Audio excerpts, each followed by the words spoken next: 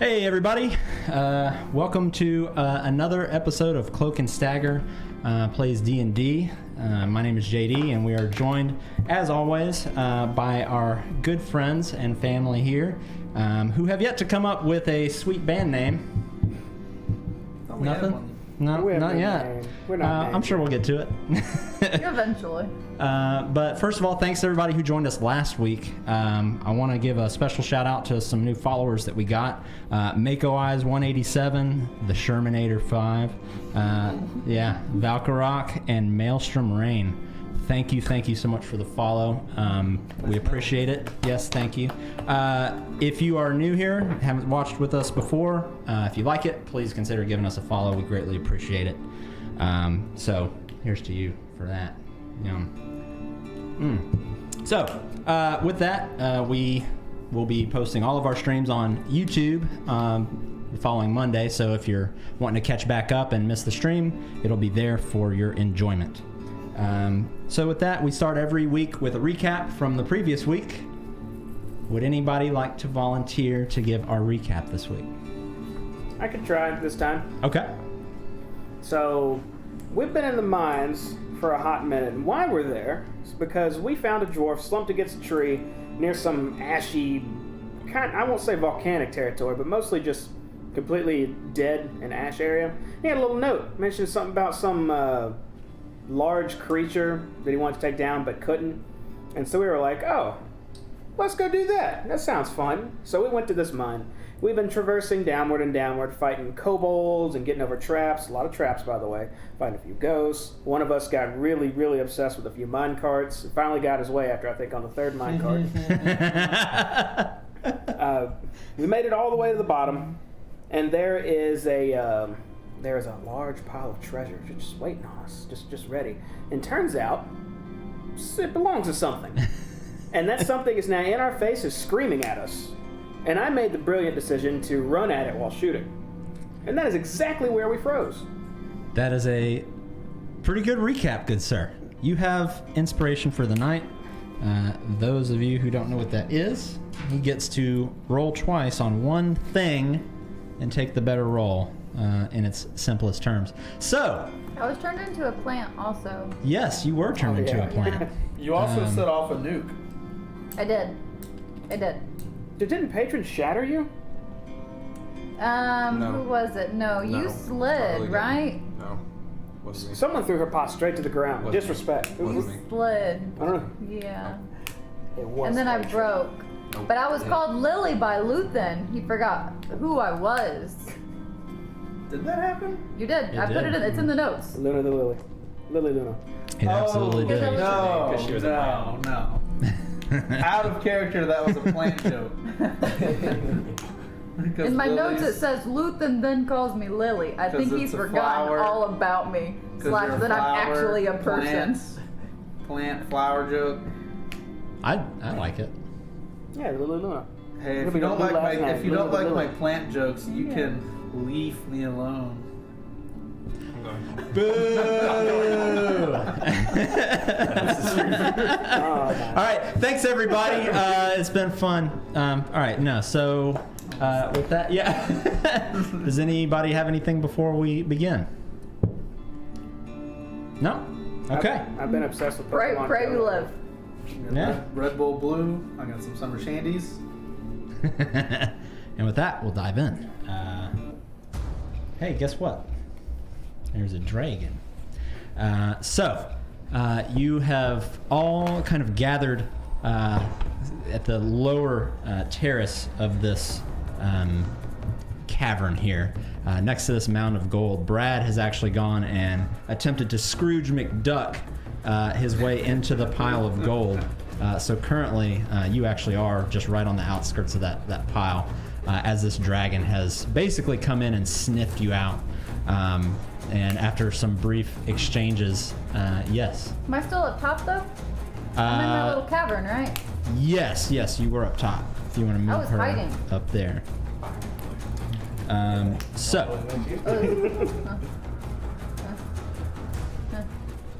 Back. To the left. Yep. Okay. Oh, it's tucked away hiding. Are those 5 foot squares? They are. Yes. In comes this large dragon that has stared you down and essentially sniffed you all out. Now Sigor has come out firing. So I'm going to need everybody to go ahead and roll initiative. You are going to get a surprise attack. Surprise round? Well, yeah, surprise round. Okay, that's critical difference. Yeah, gotcha. Everybody roll initiative.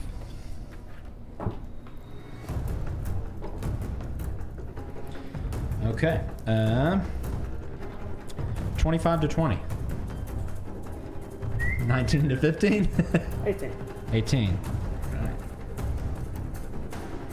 14 to 10.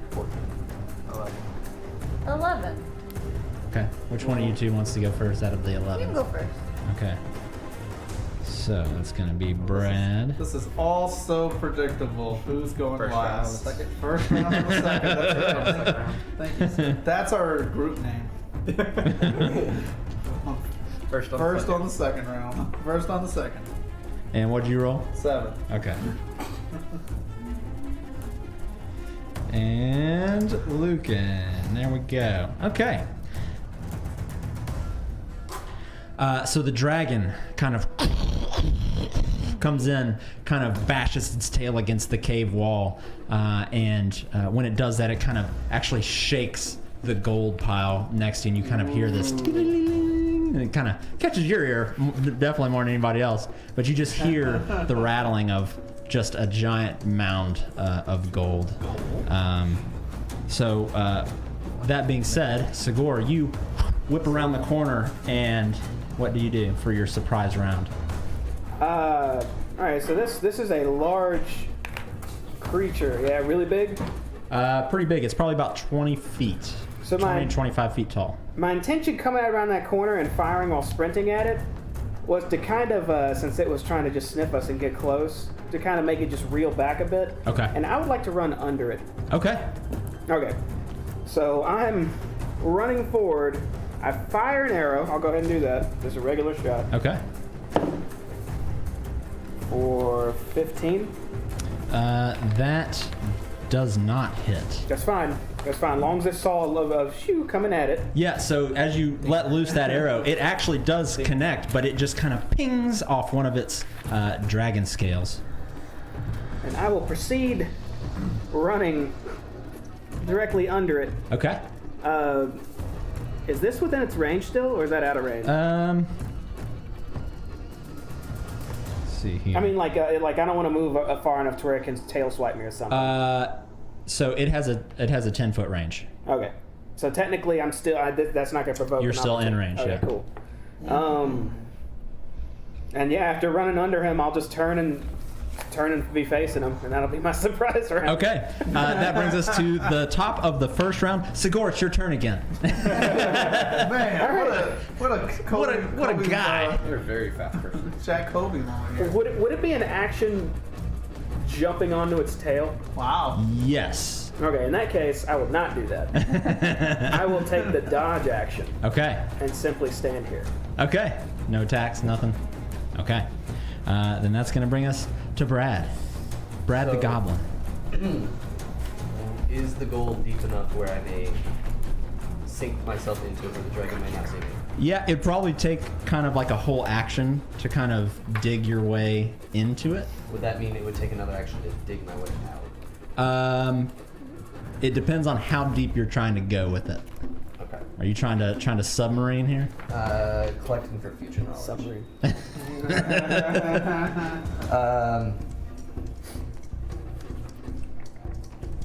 I'm gonna make my way around and try to shoot an arrow at its back leg. Okay. Make an attack roll. You got it, Brian. 10. All right, so you let loose an arrow, and it does connect, but again, just the way it hits its dragon scales, it just kind of tings off. And with that, it kind of like leers its head at you and looks at you and says, "Maybe I'll keep you as my pet." Well, so I live? Oh. Is the gold mound pretty high? It's probably about It's probably about 10 feet high. Yeah. Okay, so I'm gonna like kind of lean like I'm trying to hide, but obviously I'm not. Okay. All right. Does that conclude your turn? Yeah, I'm done. Okay. That is going to bring us to our dragon, who is going to kind of look behind it and attempt to tail whip you. That is going to be a 26 to hit, but that's before disadvantage.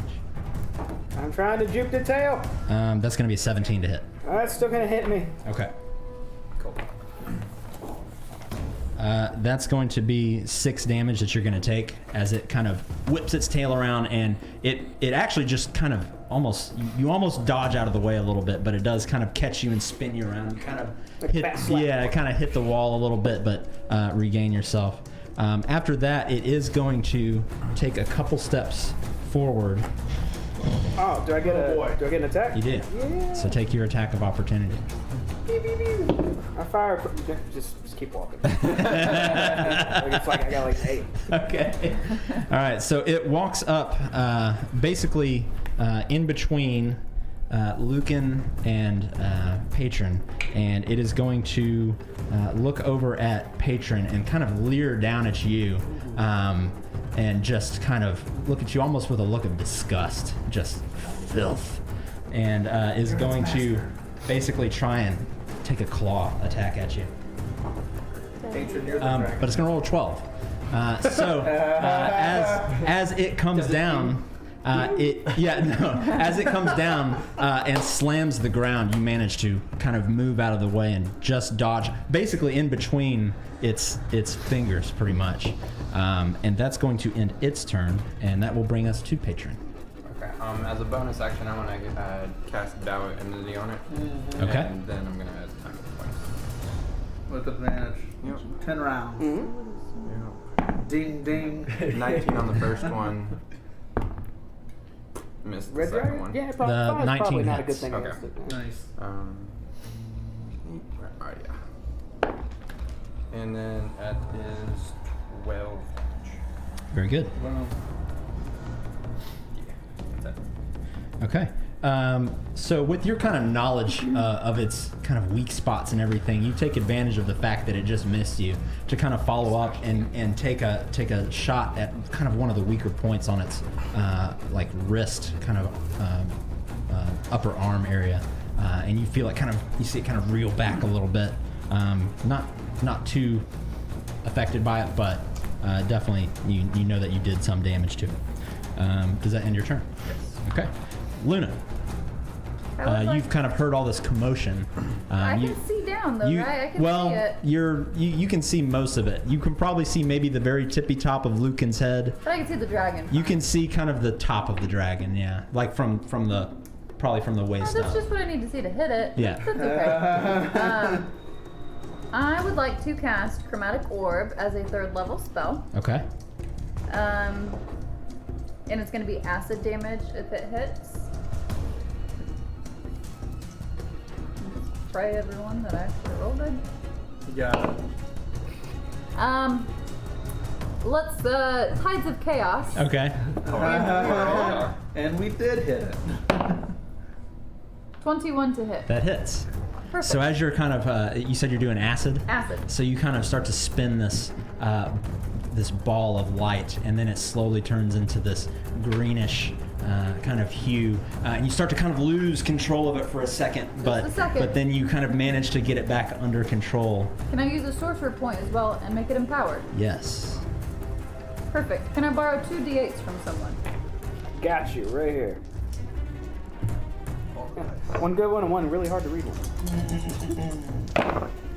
Oh, that's an 8. This is an 8. Perfect. We'll keep that. We'll keep this. And we'll keep this. Oh, reroll this. Yeah.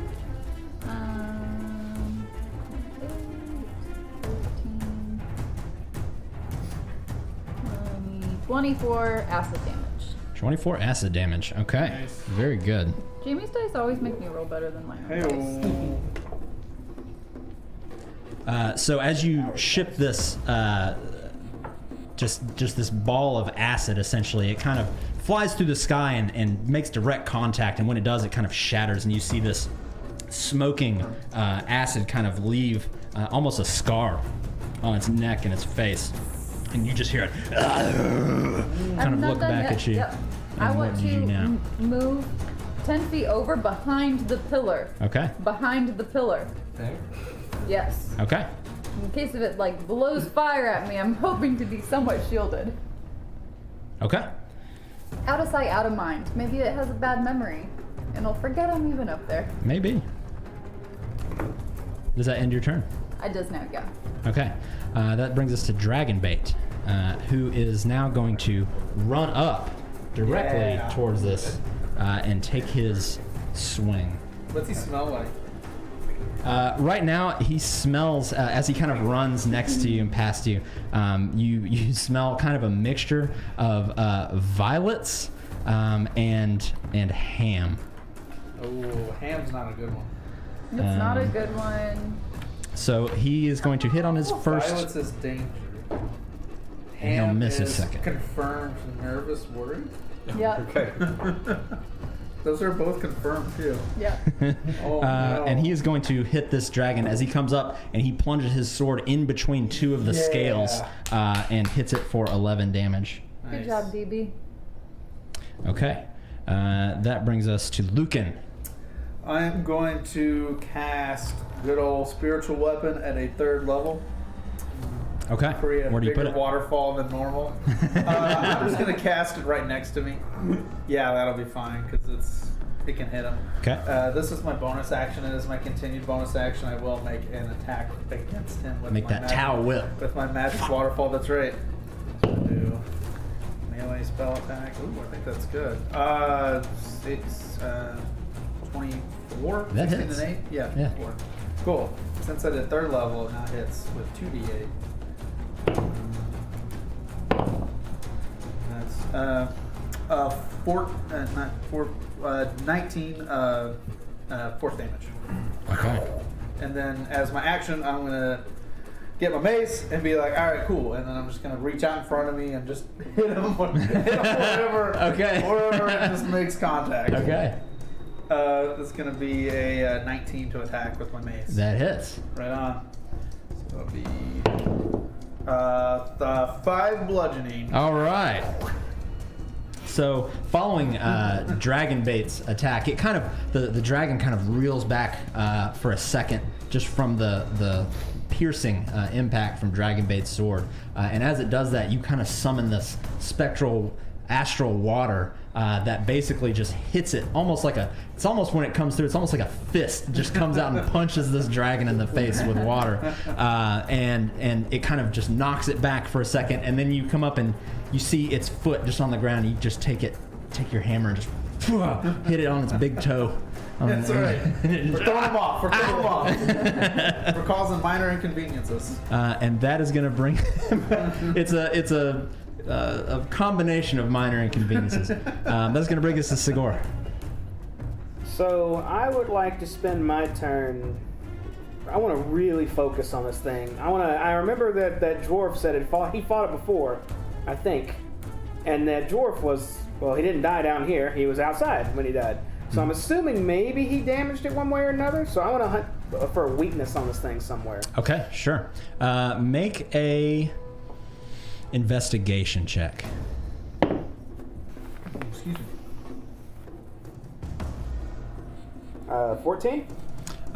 Just at the current angle right now, you don't see anything. That doesn't necessarily mean that there's not something there, but just in its current state and the way it's kind of moved, you don't see anything. Okay. So at the moment, no, you don't see anything.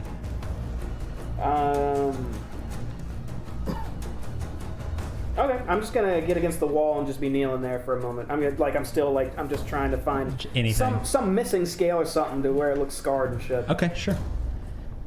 Is that your turn? Mm-hmm. Okay. Brad. Hi, Brad.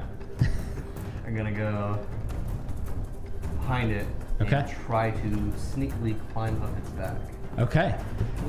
All right. Make Do it. let's see.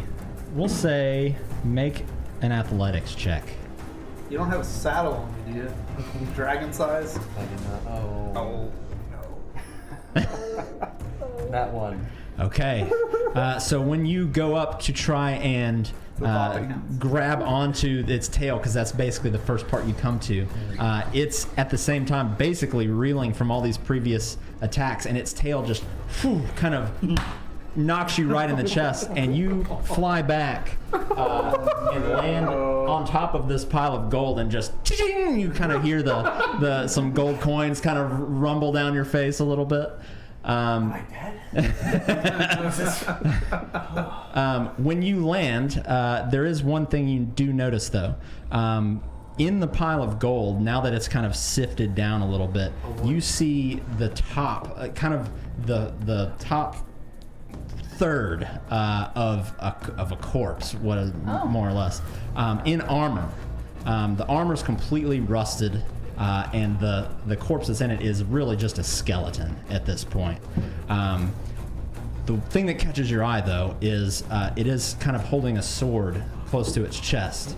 The sword looks extremely shiny, and it does not seem bothered by time or anything like that. And it actually is very ornately designed and has basically the hilt of it is a dragon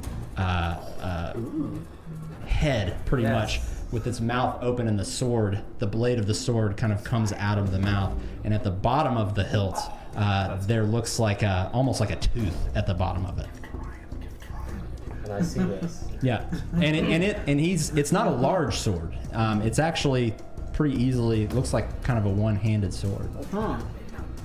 Well, am I like conscious enough? Yeah. I'm not like absolutely, yeah. So I'm grabbing this sword. Okay. Yeah. When you grab it, you actually the whole forearm of the knight that had in his hand kind of comes with it. So I'm you dropping it. I'm freaking out. And then we're grabbing it. Okay. Ripping the hand. Kind of pull. You gotta pull the fingers back, kind of one at a time. Is there any meat on the fingers? No, it's just skeleton. Well, I don't know that, so I'm gonna kind of maybe nibble on the bone. Okay.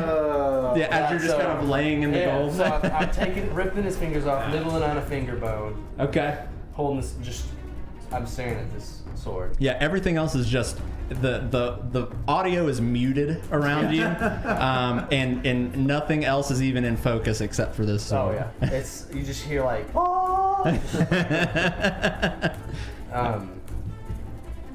I use my action to climb, so I can't attack. Right. Okay, so I'm gonna end my turn just in all of this. Okay. Kind of my back towards everybody else a little bit. In all of this sword. Okay. With that, the dragon at this point is visibly angry, and he is going to let out this just deafening roar that it's almost like you're at a metal concert, but you're right in front of the speaker. So after it, you're just here, you know. And when he does that, he's going to take one claw and make a swipe attack at you, Lucan. And that's going to be a 29 to hit. That misses. God. Don't lie to me. No, that's a no. It just barely missed. And that is going to be... I need that sword. Exactly. Yeah. It's going to be 10 damage. And that is slashing damage as it comes across and just kind of rips through your armor and just kind of digs into you. And then he's going to take his left hand and swipe at you, Patron. And that's going to be a 19. Okay. And it's going to slash at you for 12 damage. It's then going, after it does that, it's going to go down and take a bite at Dragonbait. And that's a 24 to hit.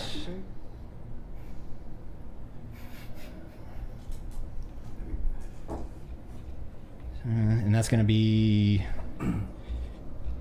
13 damage on Dragonbait. As the dragon kind of goes down, it actually kind of latches onto Dragonbait's shoulder and kind of picks him up a little bit, and then lets go, and Dragonbait kind of falls to the ground, but regains his composure. And then he's going. You all kind of hear him through your tinnitus say, "Where did that elf go?" And it's going to turn, and you will get attacks of opportunity, but it is going to climb up the thing. Oh no! Man. And so I don't know if you're looking or not, but basically what's happened is it's climbed up this, and you kind of hear this louder and louder, and then you hear nothing for a second, and it kind of peers its head down. Well, it's basically the way I kind of pictured it is your back's to that pillar, kind of hiding, and it just kind of comes down and just brings its head down almost eye level to you, and kind of actually looks at your alchemy jug on your back, your magical item, and Are you thirsty? kind of looks at you and says, "You'll make a fine meal." Ooh. And that's the end of its turn. Oh, perfect. Patron, Do we get opportunity attacks? you do. Yeah, both of you make your opportunity Does attacks. DB get And one? DB too. DB will get one as well. Am I close enough? You are not quite close 1 enough. to 5. 25? That hits. 18. That hits. Dragonbait is a little too shaken by being picked up and dropped. He misses his swing. 12 mark. 12 damage? Yep. 3 bludgeoning. Okay, 15. Okay. Math. All right. So as it kind of goes to climb off, you both manage to find a couple of weak points and damage it a little bit. And now you can basically just kind of see, most of you, since you're down on this lower level, can just kind of see the top maybe fifth of the dragon because it's kind of leaned down looking at Luna. Let's bring us to Patron. How high is that ledge again? It's about 10 feet. Okay, so probably wouldn't be easy to do that. So I'm going to cast Hunter's Mark on him as a bonus action, and then move closer to the wall. So basically right by Lucan. Okay. In between Lucan and Phoebe. Okay. And hold my turn until he jumps back within range. Okay. Very good. So you will hold your turn. Make a note. That brings us to Luna. So you have a dragon staring you dead in the face. Its head is pretty much as big as your entire body. Fireball, Point my point blank. finger up. I feel a little persuaded now. That doesn't sound the No. Do it. No. I want to point my finger at it and just be like, ah! And I'm doing poison spray. Okay. So it needs to make a Constitution saving throw. Okay. What do I need to beat? 16. Please roll a 1. I rolled a 2. Okay. So. But I have a plus 13. 9, so yeah, Oh. damn, yeah. Okay. That hits. That must be. Is this a D12? Yeah. Yes. You have to roll d12? It's like Yeah, one of the only we're- spells in the I know. game. I know. Yeah. It's like a unicorn. It takes 8 poison damage, Okay. and then I'm gonna be like, okay, bye! And Misty Step. Okay. And I'm appearing down by, so it's 30 feet, so I think I can get by Dragonbait. Yep. And then I'm gonna use my movement to move a little further also. I'm Yep. Back this way? keep All it of coming. I got 30, one, okay. Okay. You hear in the distance, you say, "This little one has tricks." Does that end your turn? Yeah, I wanna, if it's an action, but if I could just like message it, be like, hey, sure do. And you just hear a. All right, and that's going to bring us to Dragonbait. No, I'm sorry. No, yeah, Dragonbait. Okay. Get your shit together, JD. Dragonbait is going to see you pretty much appear back there, kind of running from this thing. And Dragonbait still smells of violets and ham. and he's actually going to run back to you and kind of turn around and stand in front of you. And he is going to hold his my action. favorite. He's basically going to hold his action in case the dragon tries to do anything to him or yourself. Okay. That brings us to Lucan. I'm gonna. So my waterfall is my bonus action. I can move it 20 feet. Oh, my foot. So I'm gonna move it up 10 and then over 10 Okay. until it's like at his back. And Yep. then I'm gonna smack him. Okay. Wet towel. Wet towel. Locker room. Yeah. It's gonna be. That's gonna be 19 to attack. That hits. 8 or 20. Sorry, 20. That also 20. hits. That'll work. Cool. So let's roll some d8s. Oh, what's the roll down? That'll be 10 force damage. Okay. And then as my movement, I'm gonna run over next to Brad on your side of Brad, and then I'm gonna be like, "What did you? That's the drag. What is that?" And then that'll be end of turn. End of turn. Okay. Staring at the sword you have. Like, Sigor. Okay. Where you're currently standing, you can barely see the dragon. Would you consider it 3/4 covered? Currently, yeah. Good. Because I'm going to sharpshooter and fire at him. Yeah. Because I'm a awesome sharpshooting dude. And I get to ignore all benefits if it's 3/4 covered. Hell yeah. Do it. So here comes sharpshooter shot 1, that's a miss. And we're going to swap up and take another shot immediately the same way. And I don't think it's going to hit you. 14. No, it doesn't hit. So you kind of take aim, and What I know for as you let loose your arrow, that's when Lucan's waterfall appears up there, and when it does, your arrow kind of hits the waterfall and kind of goes off course. But then you see it just tow with the dragon. All right, so I'm going to... Can I see... If I glance left, can I see Lucan and Brad right there, or am I like around the corner? So this is the edge of the corner here, and this is a pillar, so you cannot see them right now. Okay. In that case, I'll just kneel back down and maintain my ground. Okay. Does that end your turn? Mm-hmm. Brad. I'm gonna look at Lucan. Shiny. Look how shiny it is. where did you find that? I'm dead, dude. Cut us off when you want to. Hey, go ahead. What? Dead dude? Who? Dead dude. And I step back and You see half of the body of a knight, pretty much, sticking out of the gold, with half of its arm just sticking straight up like this. Oh. I still got a finger bone in my mouth too. I don't like that. But that sword is great. Why don't you attack the dragon? Well, the dragon's up there, but if he comes back down, Try it. I'm gonna kill him. Hey, do you have any rope? I do have some rope. Can I borrow it? When I can give it to you appropriately, I will give you the rope. Thank you. When I can give it to you appropriately. But I do have 50 feet of rope on me. Yeah, that sounds good. Sounds perfect. I'll give it to you when I can. Okay. As we just sit there and not give it. Yeah, just. It's like you hold it in your hand. It's like. Yeah, I got it here. It's on my bag. Okay, so after a few moments, you hear kind of the dragon let out another roar, and you hear it. It's basically at this point turning around, so it's reached up and it's got its right claw on the pillar, and it's kind of starting to turn back around towards you. I'm just gonna try shooting an arrow at it. Okay.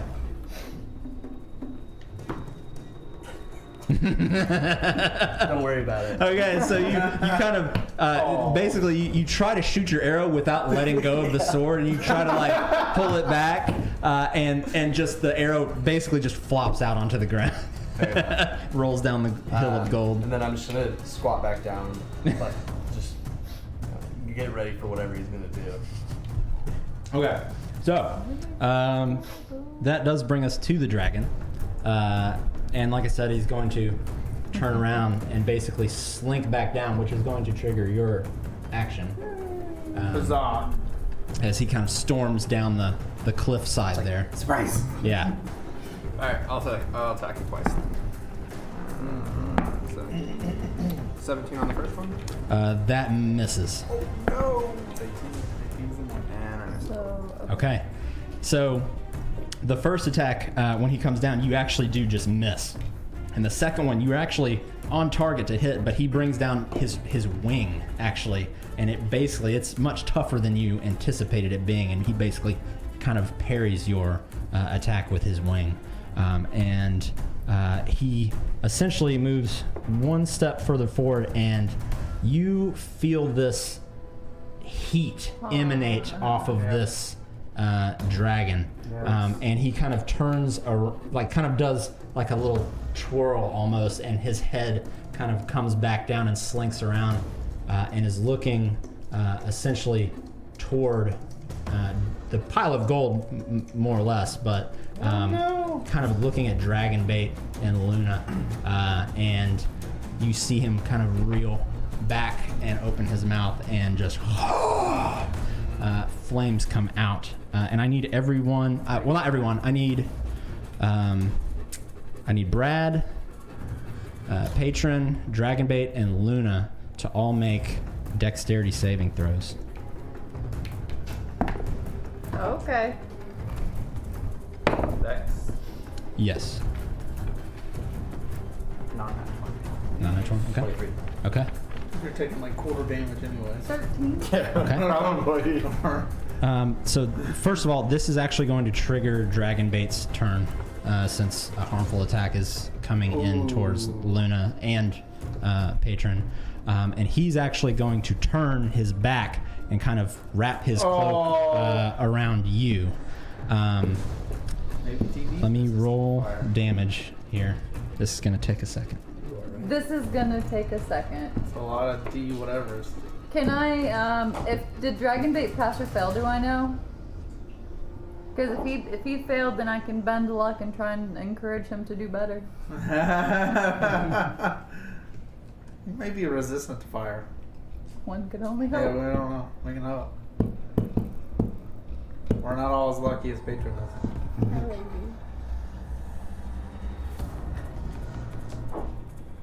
We need a lady can. Yeah. We do. Ladies just hanging out.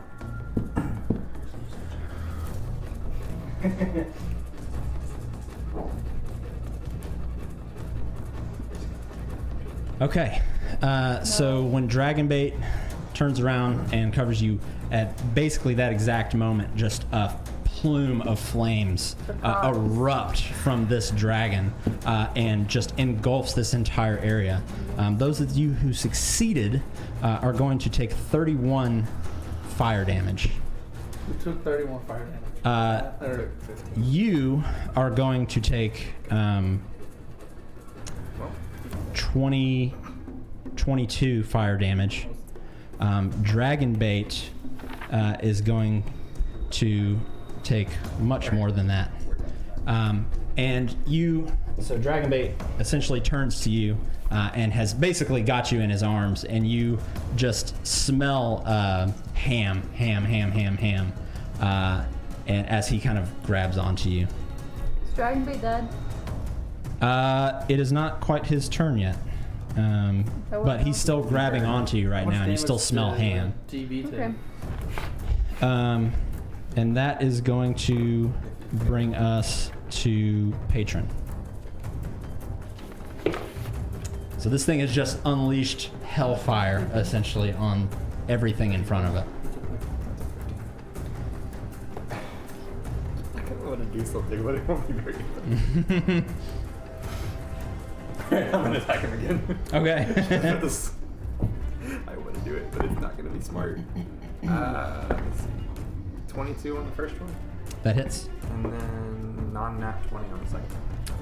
That also hits. Wait. Okay, cool.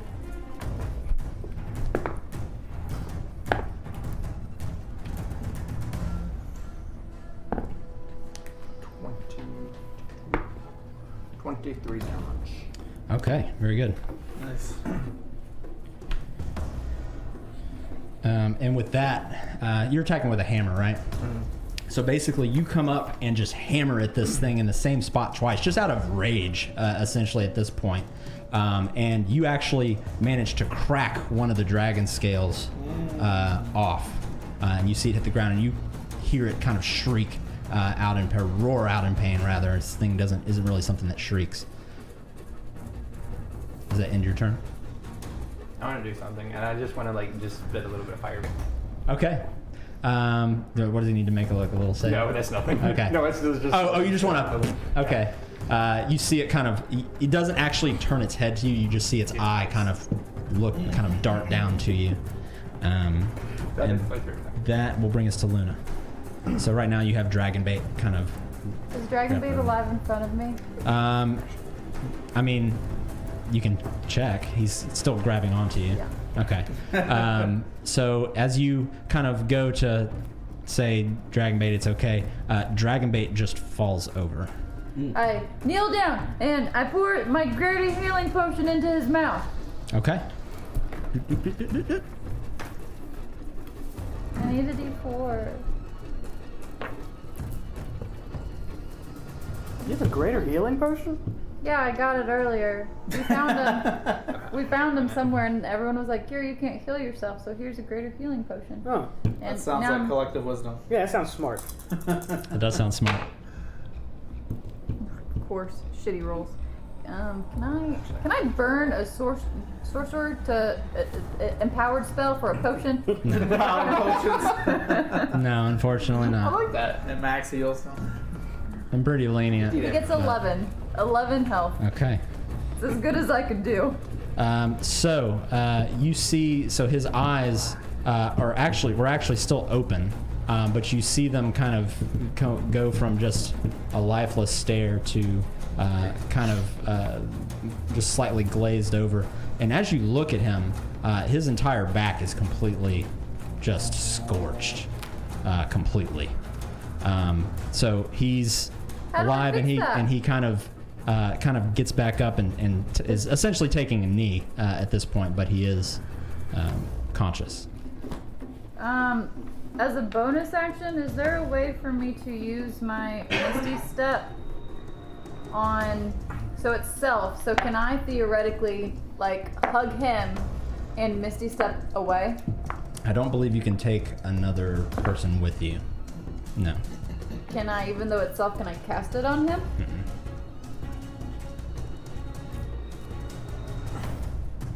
Dragonbait, save yourself! Save yourself! You're on your Go, go, go, go, go!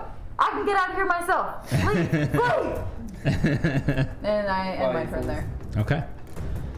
That will bring us to Dragonbait, Run!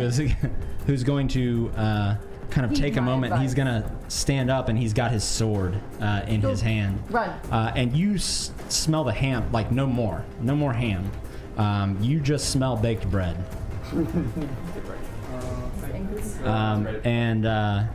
You can tell he's still very injured, but he kind of puts his hand on your shoulder and just kind of gives you a slight nod, and then he turns and he's going to run Better not die, Dragon. towards the dragon, and he's going to aim for the spot where you knocked that scale off, and he's going to attack twice. And he's going to hit both times. Oh shit, nice. My called strat, that's awesome.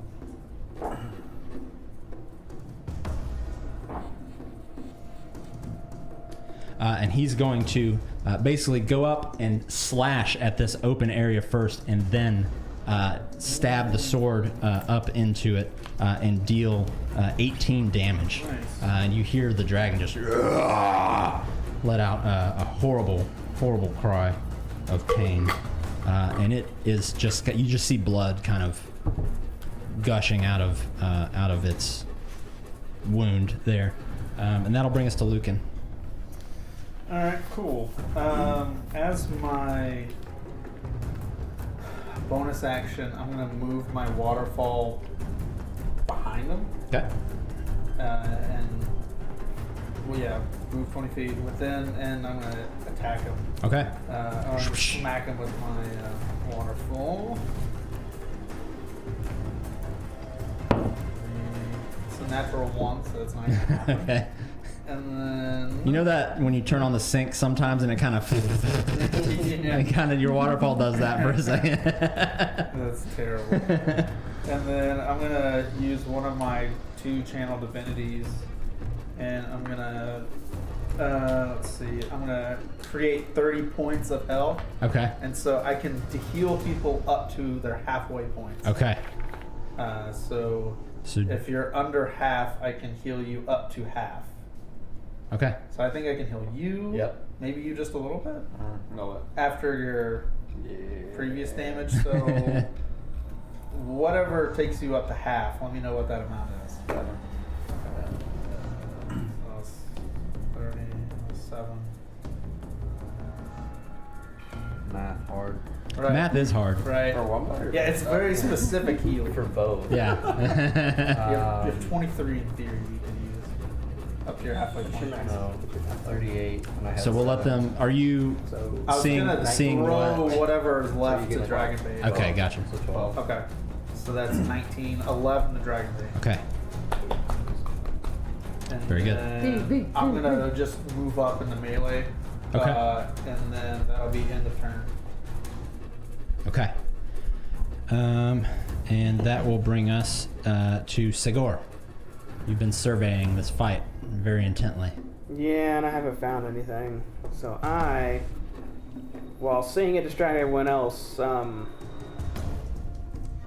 just gonna shoot at it. Just gonna shoot at it with as hard as I can. That's what I do. Actually, I'm gonna take reach in my side quiver and take out one of my best arrows and shoot at it. Okay. And I'm gonna use. I have to call it beforehand, don't I? What? Do No, I you can do use it now. Yeah.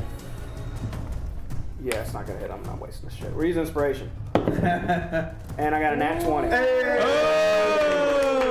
Yeah. And I was aiming for the weak spot where the skill's coming. Oh, Jamie! Wow, man, that was a great shot. That's a good, Alright, that's a good call. I gotta roll some numbers and then I just double it, right? Yep. Yeah. So you roll your damage and double it. Okay. All in.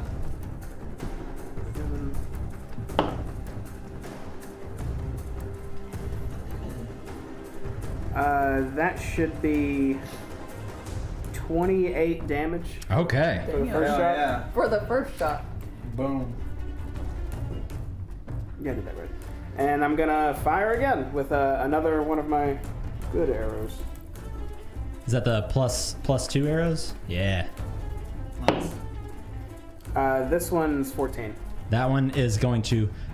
So basically, you let loose your first arrow. It goes flying, and you actually catch it kind of right behind the ear, more or less, and it just sinks right into this thing, and you hear it just wail out.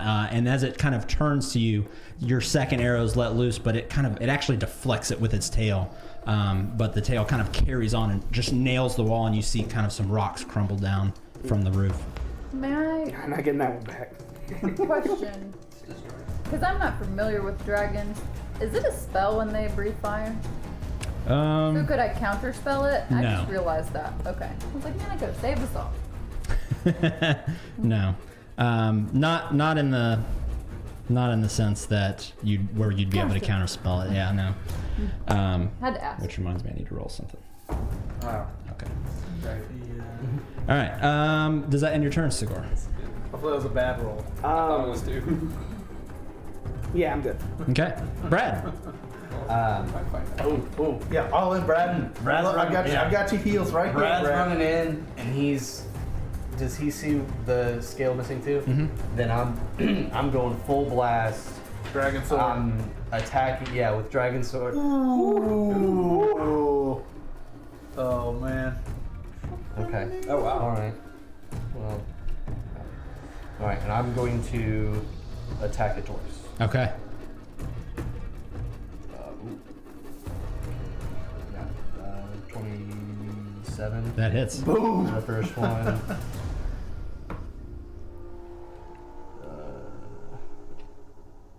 22. They both hit. 23 for the second one. Wow. They both hit. And then damage. So it's basically the damage of the sword you're using now, pretty Okay. much, but then add on what it says on there at the bottom left. So okay. Yeah. Oh, so man. a whole bunch of that. it must be over here. Yeah, per attack. Okay. So just roll this for damage. Yeah. Damn it. All damage. Yeah. Twice. Yeah. Hell yeah.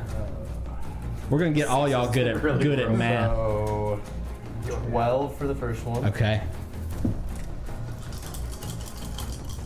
And then don't forget to add your 1 for the second and one. then don't forget to add your actual damage to it too. So 27 for the second one. Holy shit. Okay. 19 for the first one. Okay. Huge damage. So you go up and just stab this thing twice right in it, and when you stab into it, it's almost like it's weird because you've got this giant red dragon, but when you pierce its flesh with that sword, you see it kind of burn it, like singe it pretty much as you stab into it twice. Does it smell good? It smells pretty good, Smell yeah. good to Brad? Yeah. All right. I mean, there's not a lot. There's not a lot that doesn't smell good to Brad. Lick my lips, my mouth is watering, and I'm ready. Okay. Wow. And the dragon, after he kind of pulls that sword out, you see it kind of stumble back a little bit. It's the first really sign of weakness you've seen out of this thing since it's come into the room. Does that end your turn? It does end my turn. Okay. And with that, it is the dragon's turn.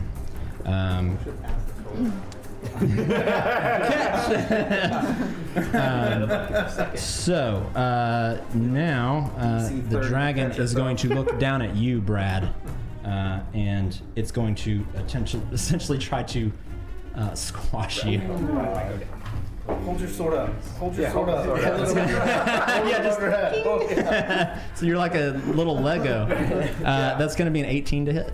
Yep. It hits the sword. Perfect Which contact. injures it. So, in a moment of celebration, you kind of turn around and you're like, right?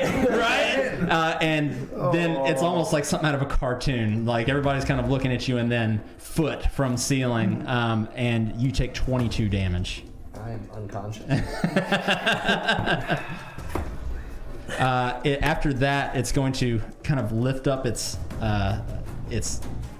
hand there, and you're kind of stuck to the bottom of it a little bit, so you kind of peel off and hit the ground. It's going to then turn to Patron and make a claw attack at you in a frenzy, essentially. But it is going to essentially miss you and hit the cliffside. And then it's going to basically look straight down at Dragonbait and attempt to take a bite out of him. And that is going to be an 18 to hit, so let's see.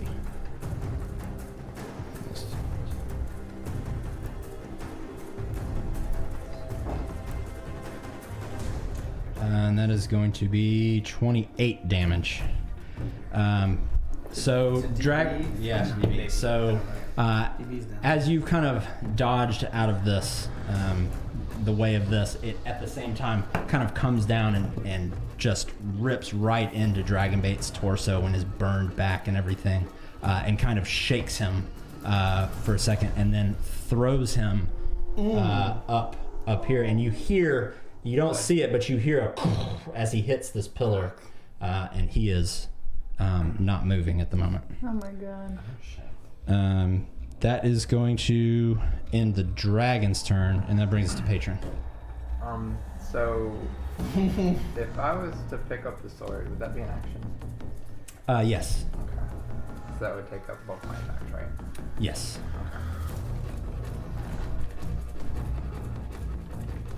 And as you're kind of standing there looking at all this chaos, you just see blood pouring out of that wound, essentially. Attack him. Okay. It's not worth losing the attacks.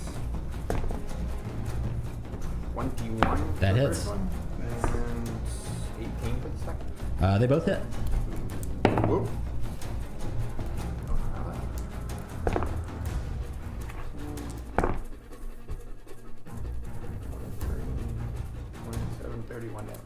Okay. Wow. Nice. How do you want to do this? Oh! Wow. Holy shit. Holy Is shit. it possible to maybe like somehow get up to his head and just kind of knock him straight in the forehead? Sure. Yeah, I wanna do that. So as he's thrown dragon bait off to the side, when he comes back, he's essentially going to go for a bite against you. But as he does that, you take a swing with your hammer and you actually knock a few of its teeth out. And when he does that and kind of reels back from that, you take your hammer and just fiery fury from the heavens, take it and hit right on where that scale was missing. And when it does, your hammer actually plunges into the dragon, and when you pull it out, basically just blood and everything is just spilling out, and you see the dragon start to wail around, roaring blood and fire is kind of shooting out of its mouth, going everywhere, and then it falls. I want to spit fire in his face before he falls down. Oh shit! So he's basically on like a teeter, like he's like teetering, and then he falls back. That works. And we are now out of initiative. I need a nap. I'm gonna run up on top of the ledge so I can see everybody, and then I'm gonna cast Mass Healing Word. Okay.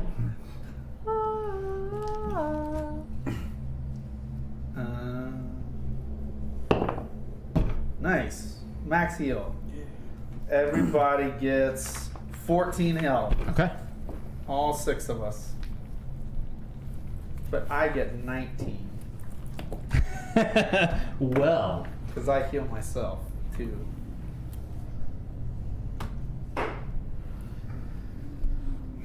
Holy. Oh. And so yeah, we're out. So Oh. I think you're still you wake up with We're that. fine. Yeah. Everyone's back. Shaking my We're head. back. Dragon Patron. bait's alive. Patron. Why Yeah. was your uncle so mad? Oh. He could have just shared. My hammer has all that dragon junk on it, right? Will you Hell yeah. I just kind of want to like, meander me on over to tap. dragon bait? I want to tap one or Brad with the hammer and be like, you want to lick? Oh. It's like smelling salts to him. He's like, I'm gonna go over, and I'm assuming I still have the dragon slayer in my hand, right? yes. Hell yeah. I'm gonna cut pieces of meat, and I'm assuming it's going to sear it as I'm cutting. Yeah. Oh, and I'm just gonna like bacon. Yeah. Oh, they're just searing bacon pieces. Anyone want some dragon? Hey, if you're gonna be cutting, I heard you should get some scales. I heard scales can be good. Okay. I'll try to scale it, as I am more focused on making the meat perfect. After I say that, I'm gonna check on DB because I know he took. Yeah, I was Pretty sure he meandering over took to full the fire. He's still on the So he's- ground. Is he moving? No. Even with the points, the health points he was given. Even with the points he was given. All right, everybody, look for a diamond in the gold now. I do run that? quickly. I just start digging Yeah, around. I Yeah. just got. I'm down. Okay. Is anybody? What are you doing, Sigor? I faintly heard look for a diamond in the gold, but I'm kind of looking up at Luke and like he said it so casually. I don't know. What do you want a diamond for? Just do it now. That's looking important. I'll turn around and start looking to the gold for a diamond. Okay. Everybody make a perception check. Everybody that's looking for a diamond. I definitely don't see anything. 16. 11. 23. Okay. 11. Okay. So as you're all kind of sifting through, Sigor, you're still not quite sure why you're looking for a diamond, so you're just kind of like, but you do actually find one. I'll hold it up and be, oh, well, I'll be damned. Now I'll turn up to the cliffside and just shout, hey, Lucan! And I'll literally just Oh, Okay. no. just throw it towards I'm him. gonna chase it like a dog. No, right up the hill, looking for it. I'll try and catch it. Okay. I'll try and catch it. Just Try and get it. make a, I don't know, make a dexterity check. To the moon. It'll be 15. Yeah, you catch it. All right. As soon as I catch it, I'm gonna run over to DB, touch him, and cast Revivify. Okay. So you run over and almost do kind of like a power slide on your knees, and as you do this, you start chanting the words to the spell, Which spell is it you're casting? It was Revivify. Okay, and what does that do? It's going to consume a diamond, where assuming that diamond's worth 300 gold, it will revive a creature back to 1 point. This creature cannot be brought back who has died of old age, nor can it restore any missing body parts. And we have to assume that whole thing happened within 1 minute for this to work. Sure, and I'll say, yeah, it is pretty quick. It's a big mound of treasure. So, Yeah. So as you kind of go over and you start chanting the words to the spell, and kind of eyes are closed and you're focusing on essentially finding Dragonbait's soul, more or less, and once you reach the end of your incantation, the diamond just slowly starts to kind of shimmer away, and when it does, you feel just a surge of energy kind of pulse through your hand, and you see a slight shimmer of energy over Dragonbait's being, and as it goes off, nothing seems to happen. Oh.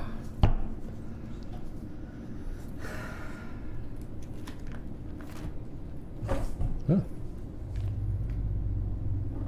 Is everything all right up there? Seeing all the craziness from Luke, and I'm gonna hop up. I'm gonna try and get up. And if you want to make an intelligence because check. of the curse, isn't it? Oh, God. That's a no on the intelligence check. Okay.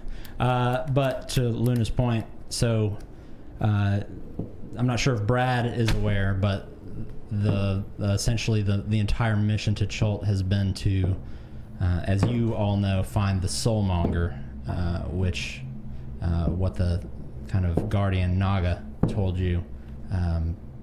Anyone who dies, it immediately sucks their soul into the artifact. How come he died though? He This what? should have worked. He took a lot of damage. His name is Dragonbait. This should have worked. In the end. I mean, And what are you doing, Sigar?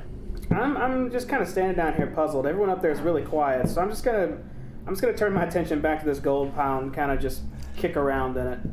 I almost look at the gold and I have a feeling of just super nonchalantness, because I'm thinking I've had this gold this whole time. There's no one here that wants this stuff to give me anything in return. So I'm looking for any materials I could take advantage of. Gotcha.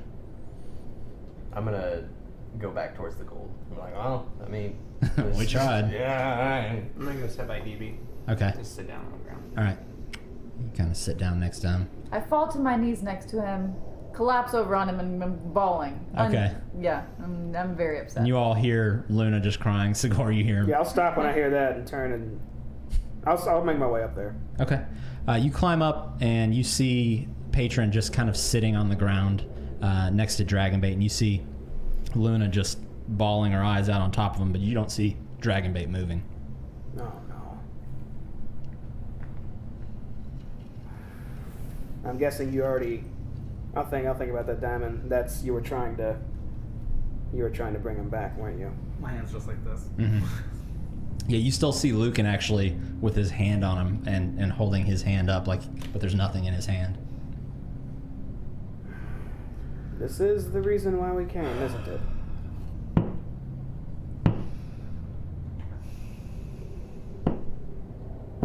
I suppose we can take him out and maybe give him a proper burial then, yeah? It's the least we could do. Let's get what we need out of here, which is hopefully something. I'll be kind of glance at Brad as I'm walking by and notice him holding something real unique for someone his size. Yeah. But then just proceed to hop down the ledge and just say, we'll get what we can, and then let's just head back up. Well, before you head down, you did notice something else with Dragonbait. The way he's kind of laying, there was something that you actually hadn't noticed before in terms of his items, the things that he kind of kept with him.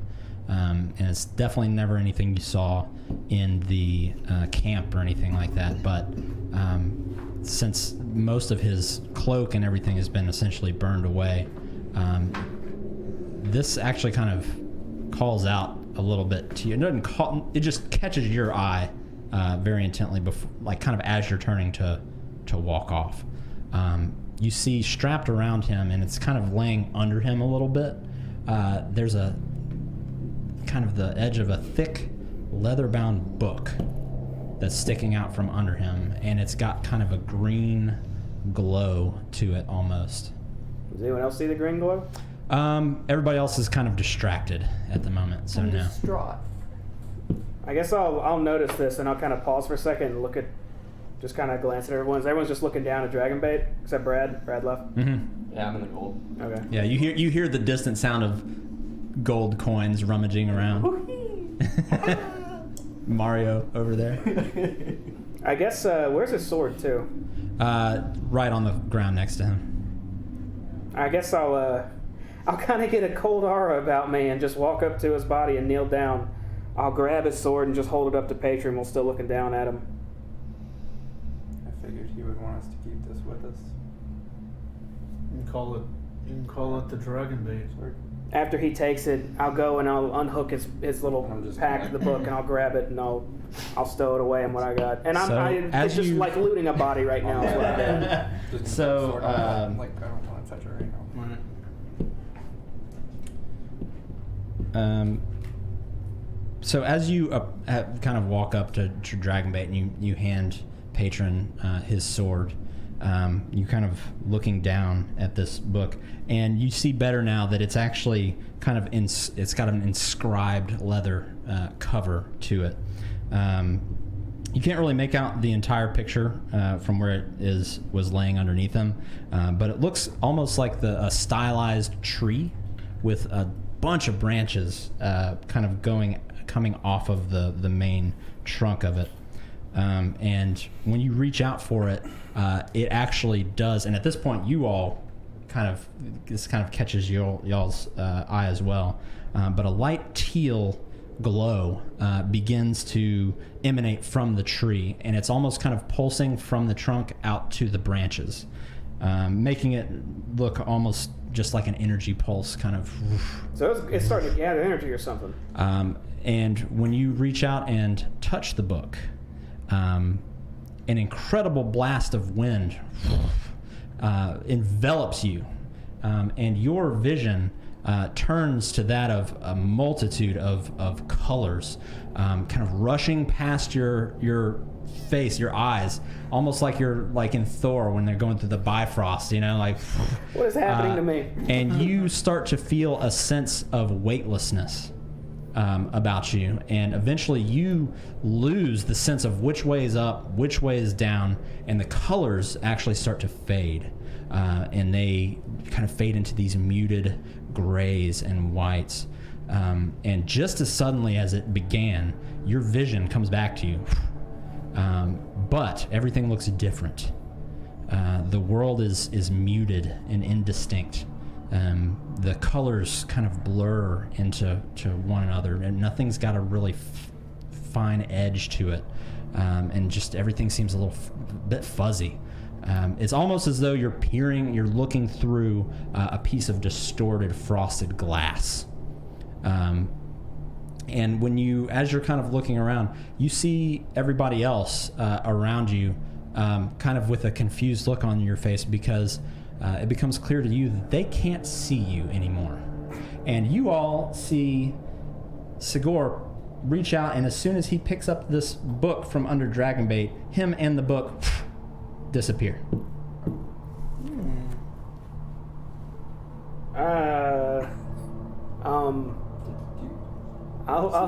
Not see it. I'll stand up. What is that? Who's the closest person to me? Patron. I'm so confused. I'll look over to Patron and I'll put my hand on his shoulder. And as you do, it kind of just goes through him.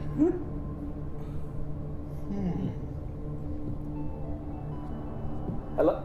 Everyone? Nobody hears anything. Does anyone respond though? No. Oh. Nothing.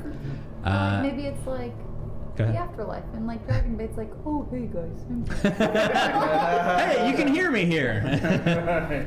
I'll take a few steps back and I'll. I know this happened right when I touched that book, right? Mhm. Is it in my hand? It's in your hand. I feverishly start just looking at it. As you're kind of scrolling through the pages, it's written in some script, some language that you just don't. You have no idea what the hell this thing says. But as you're kind of walking backwards, all of a sudden your vision is kind of completely obscured again as you have stepped backwards, and you kind of keep stepping backwards, and then you realize you've walked through that pillar that Dragonbait was next to, and you're now on the other side of it. I'm getting real worried. I'm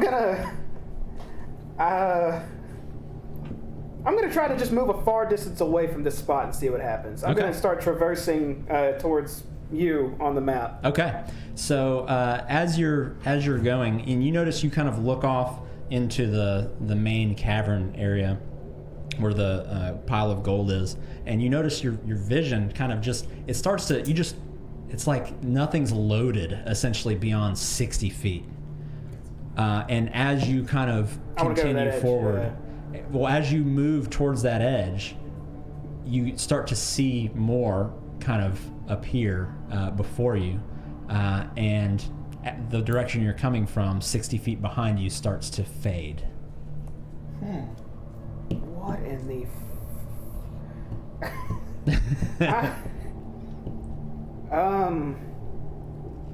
I'll walk back to the party and just sigh and just kind of stand there, just staring down at the ground. I'm not knowing what to do. And so I'll kind of pan back to the party now. You've all just seen Sigor just disappear. I message Sigor, you there?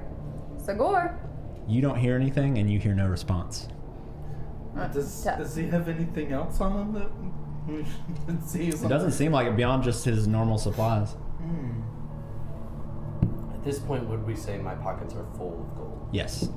How much gold would that be? So I'll put it like this. So in terms of gold and weight, 50 gold weighs 1 pound.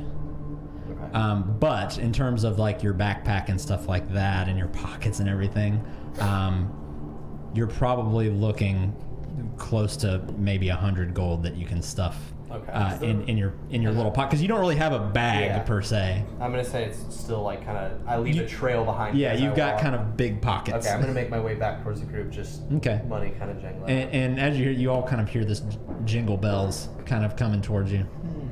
You don't really hear much of anything. It's almost just kind of muted. Can I punch myself in the gut? Yeah. I do that. Do I feel it? It hurts. I felt it. Yeah. Okay. And now it just hurts. Yeah, it just hurts where you punch yourself. Who's the closest to me again now? At this point, so from where you're standing, probably Lucan. I punch Lucan. Goes through him. I go back to being sad. Is there any trace or anything, like any residue? Nothing. Where they disappeared? He just vaporized into thin air. There's no are there any magical waves or anything after trace or? I mean, you can make an Arcana check. Gunpowder residue for magic, if you will. Arcana. Yeah. It's not gonna be great. 7. You have no clue. Are you still sobbing? I just want to yell his name. Sigor. Do you hear? You hear what you hear is essentially a very you can't even make out what it is. You just hear a.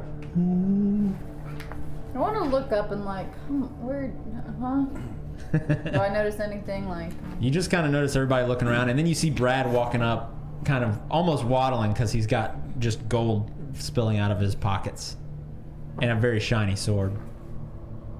2 shiny swords. Well, I guess Brad. Yeah, 2 shiny swords. Good work on that sword. Oh, thanks. That was a good find. I want to cast Detect Magic. Okay.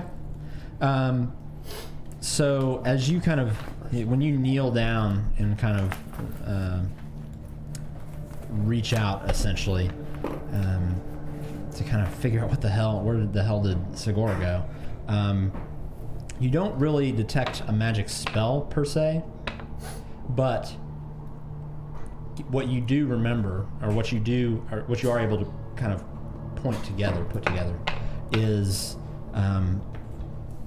that when Artis Simber, the gentleman who met you at the beginning of the campaign, introduced you to, or was talking kind of about Dragonbait and the Sariel race in general, that they were planar travelers.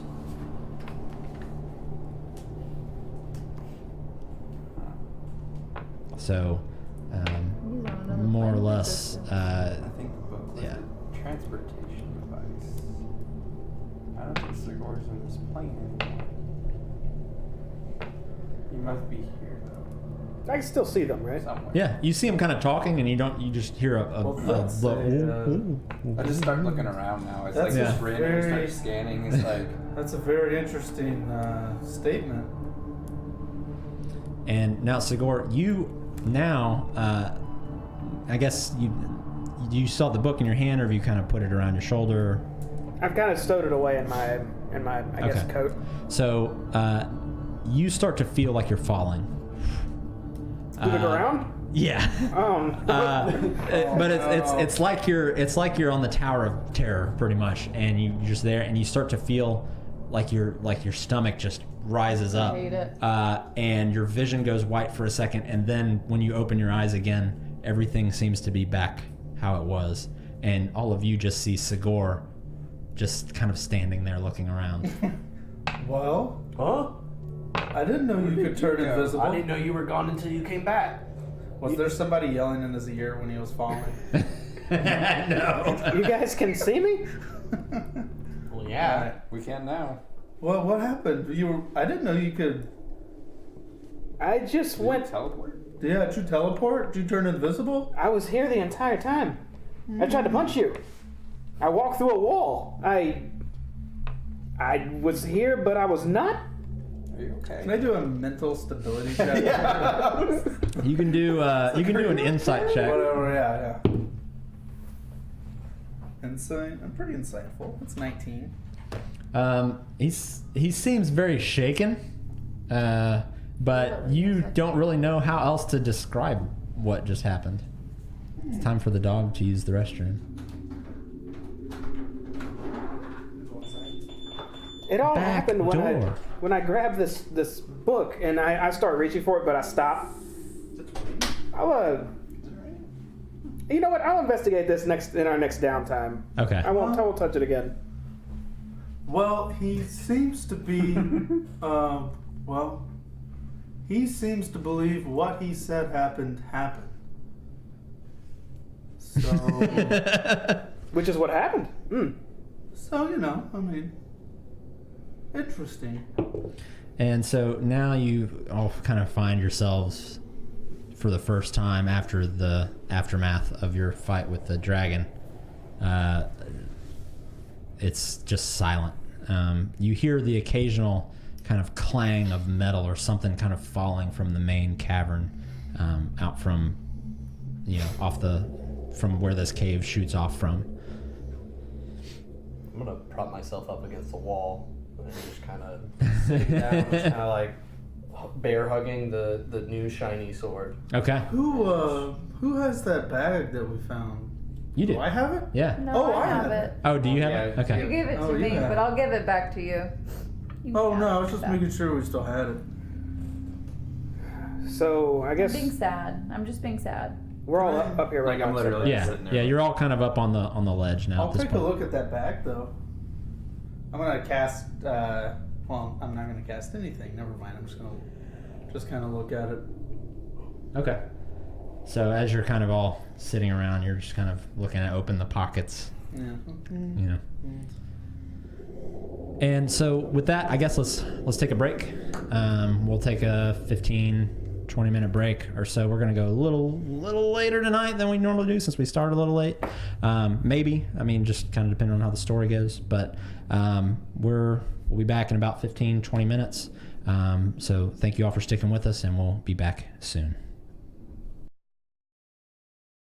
It probably does more damage on dragons just by the markings on this. I'm going to assume. Hey, patron, let me poke you and let me then poke him, and we'll see who hurts more. Well, we should test that later once we've rested a little bit. All True right. science. Burn you. I mean, if I say nothing else for Brad, he's a scientific man. He's got logic. Well, Good luck if you want to try. well, let's look for some good stuff in the gold, and then let's take Dragon Bait and place him where he should be. I'll walk back to the gold and pop detect magic. Okay. Just looking for magic items.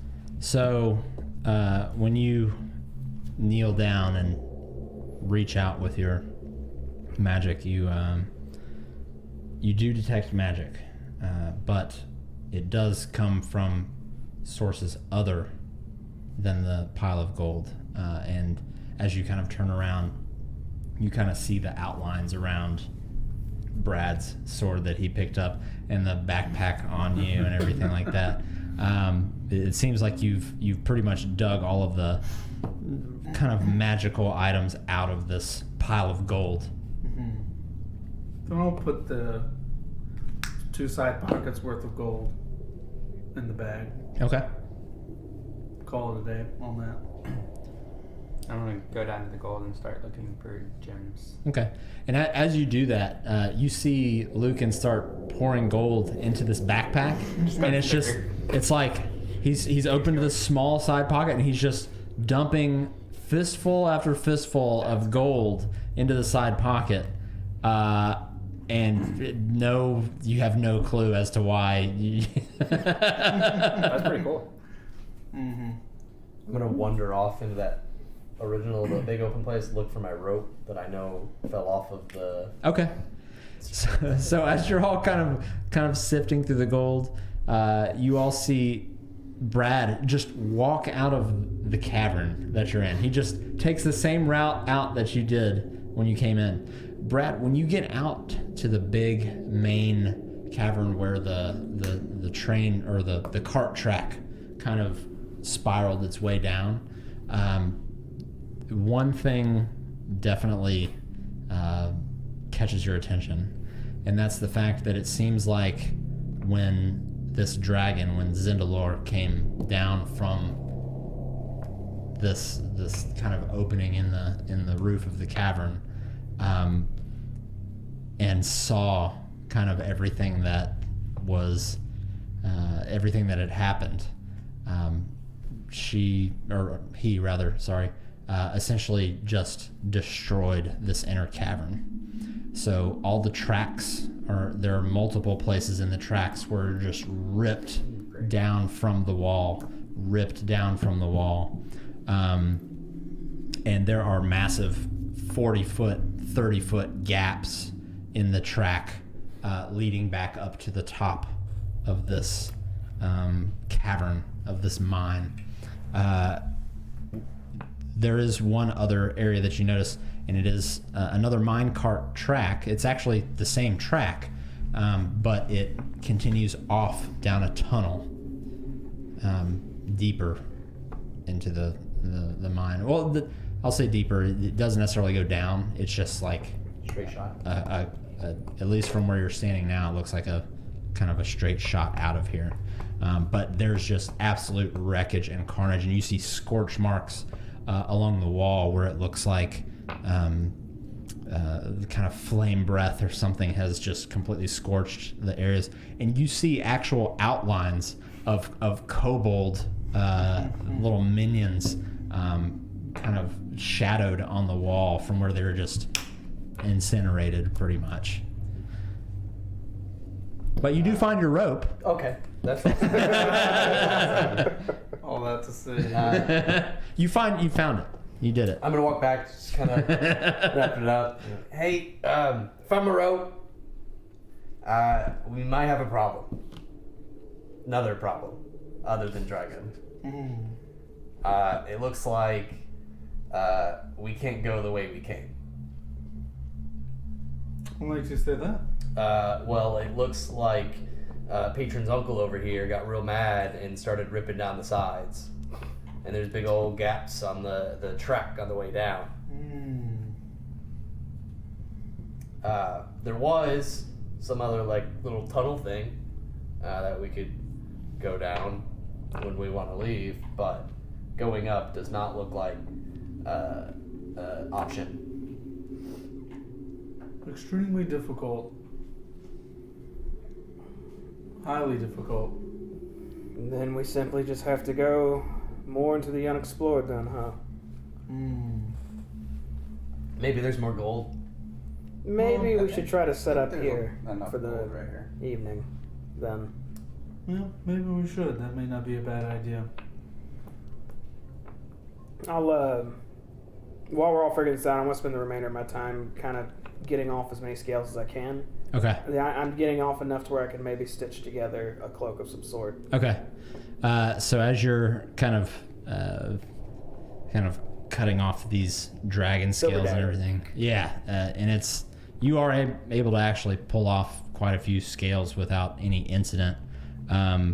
You kind of have to essentially, these scales are fairly large, so you have to essentially break them down into smaller pieces, and that takes about probably 45 minutes actually to cut them off, break them down into a size that's manageable.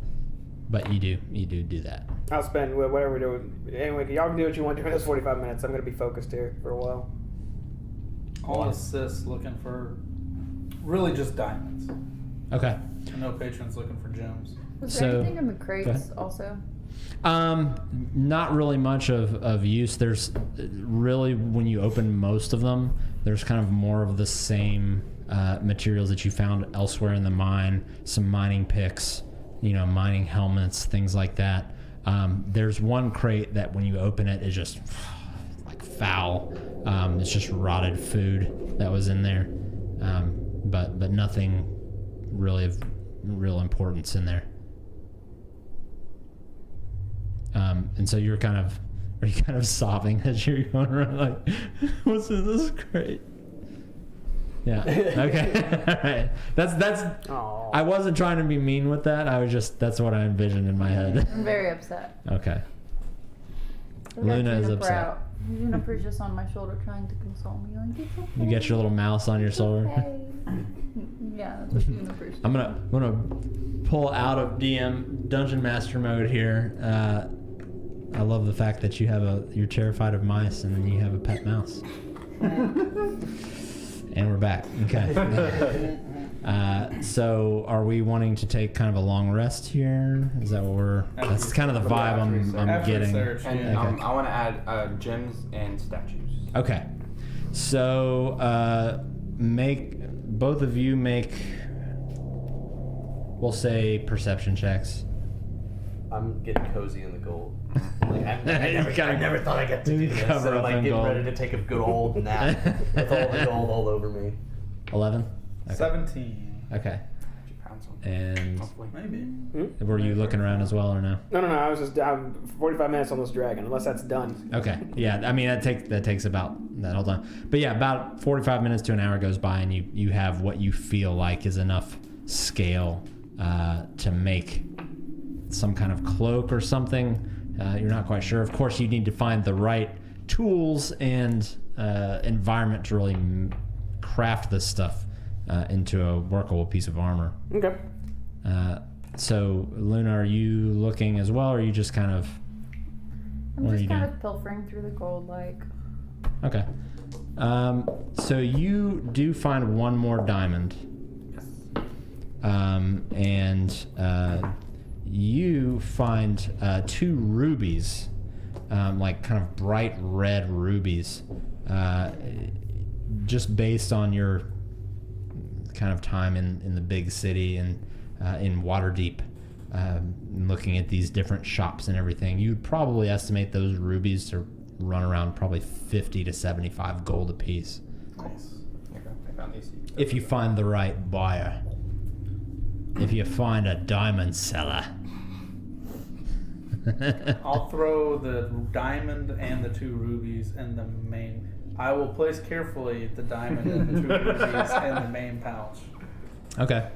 And so after a amount of time, after kind of testing out this weird backpack that Yeah. you found, you do so from kind of research and actual physical field science, you figure out what this thing actually is.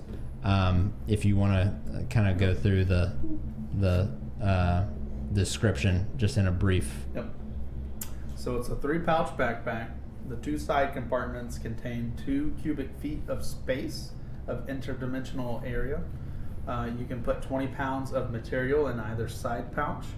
The main pouch is an 8-foot cubic space. It can hold 80 pounds of material in an 8x8x8 area. Right now we have 500 gold in each side pouch for a total of 1,000. I put my other backpack inside of this backpack in the main pouch, and then we have 1 diamond and 2 rubies. We're working with portals. Of unvalued values on the gems. Cool. So, so I guess if we're taking a... Bless you, by the way. Oh.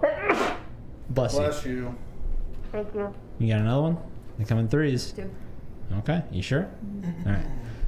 So, now that we've all kind of pilfered through the gold, dumped gold into this magical backpack that we've found, you all kind of look and you see Brad, he's kind of throwing gold over his I'd body. like to imagine that only my head is sticking out. Yeah, of the and you just see a goblin head kind of sticking out of the top of some gold, and you see him start to kind of doze off. What would everybody like to do? Well, I guess we should make camp somewhere. Yeah. Should we sleep up on the ridge, or maybe kind of back in the corners and set watch there? What do you all think? I'm out. Yeah. Back in the Brad is corner sounds asleep. good, and we'll take shifts sleeping, I imagine, just in case there's the renegade kobold upset at what we've done here. They're still Right. alive, of course.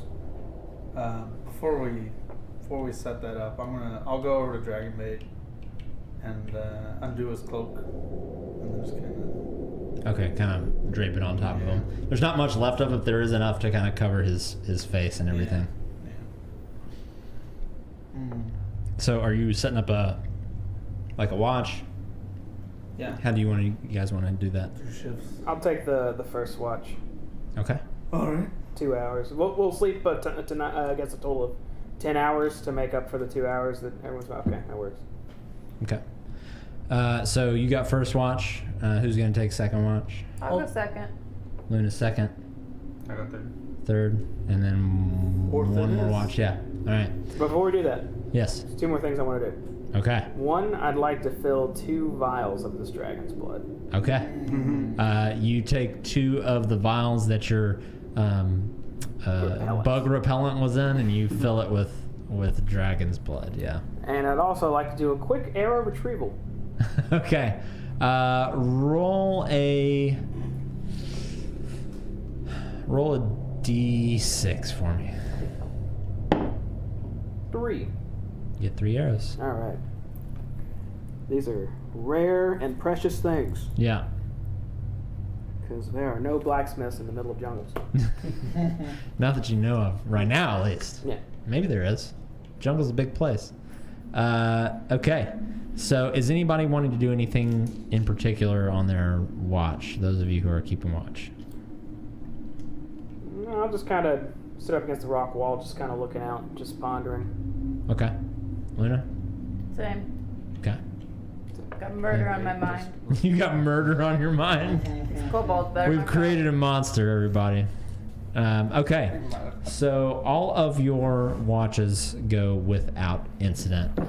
You do hear the occasional kind of scuttle of footsteps outside, and then the occasional crash and bang of something else in the main cavern falling or Scares the shit kind out of. of you. It's just loud out of nowhere. Yeah, exactly. You're pretty much sitting there and you just hear a clang, clang. Oh, man. But you all get all of your maximum health back. Ooh. Your degenerative issue that you had from the raids is now gone. You get all of your health back. You get all of your spell slots back. You get all of your hit dice back. You are essentially tip-top shape. So about 8 well, actually about 10 hours pass. And being in this cave, you have no clue actually what time it actually is outside. I mean, you're in a cave with literally no sunlight right now. But you do all start to kind of wake and feel at least much better than you did Before? 10 hours ago. Yeah. So what would you like to do now that you are all coming to? Eat, drink, and go stand near Dragonbait's body and wait. Go get me some more dragon bacon to wake up to. Anyone want some dragon bacon?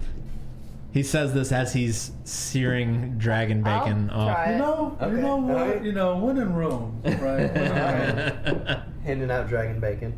How does it look like? Just is it like a steak that he gave us? Yeah, it's like a big flat piece of meat essentially. It's like an 8x10 piece of meat. What's it smell? It smells. I mean, it was It's seared. good. Kira, don't hate me for It's this. been decomping for It's 10 kind of hours. smells like ham. Oh, too soon. Hashtag too soon. Smells like brimstone. I'll take a bite of it.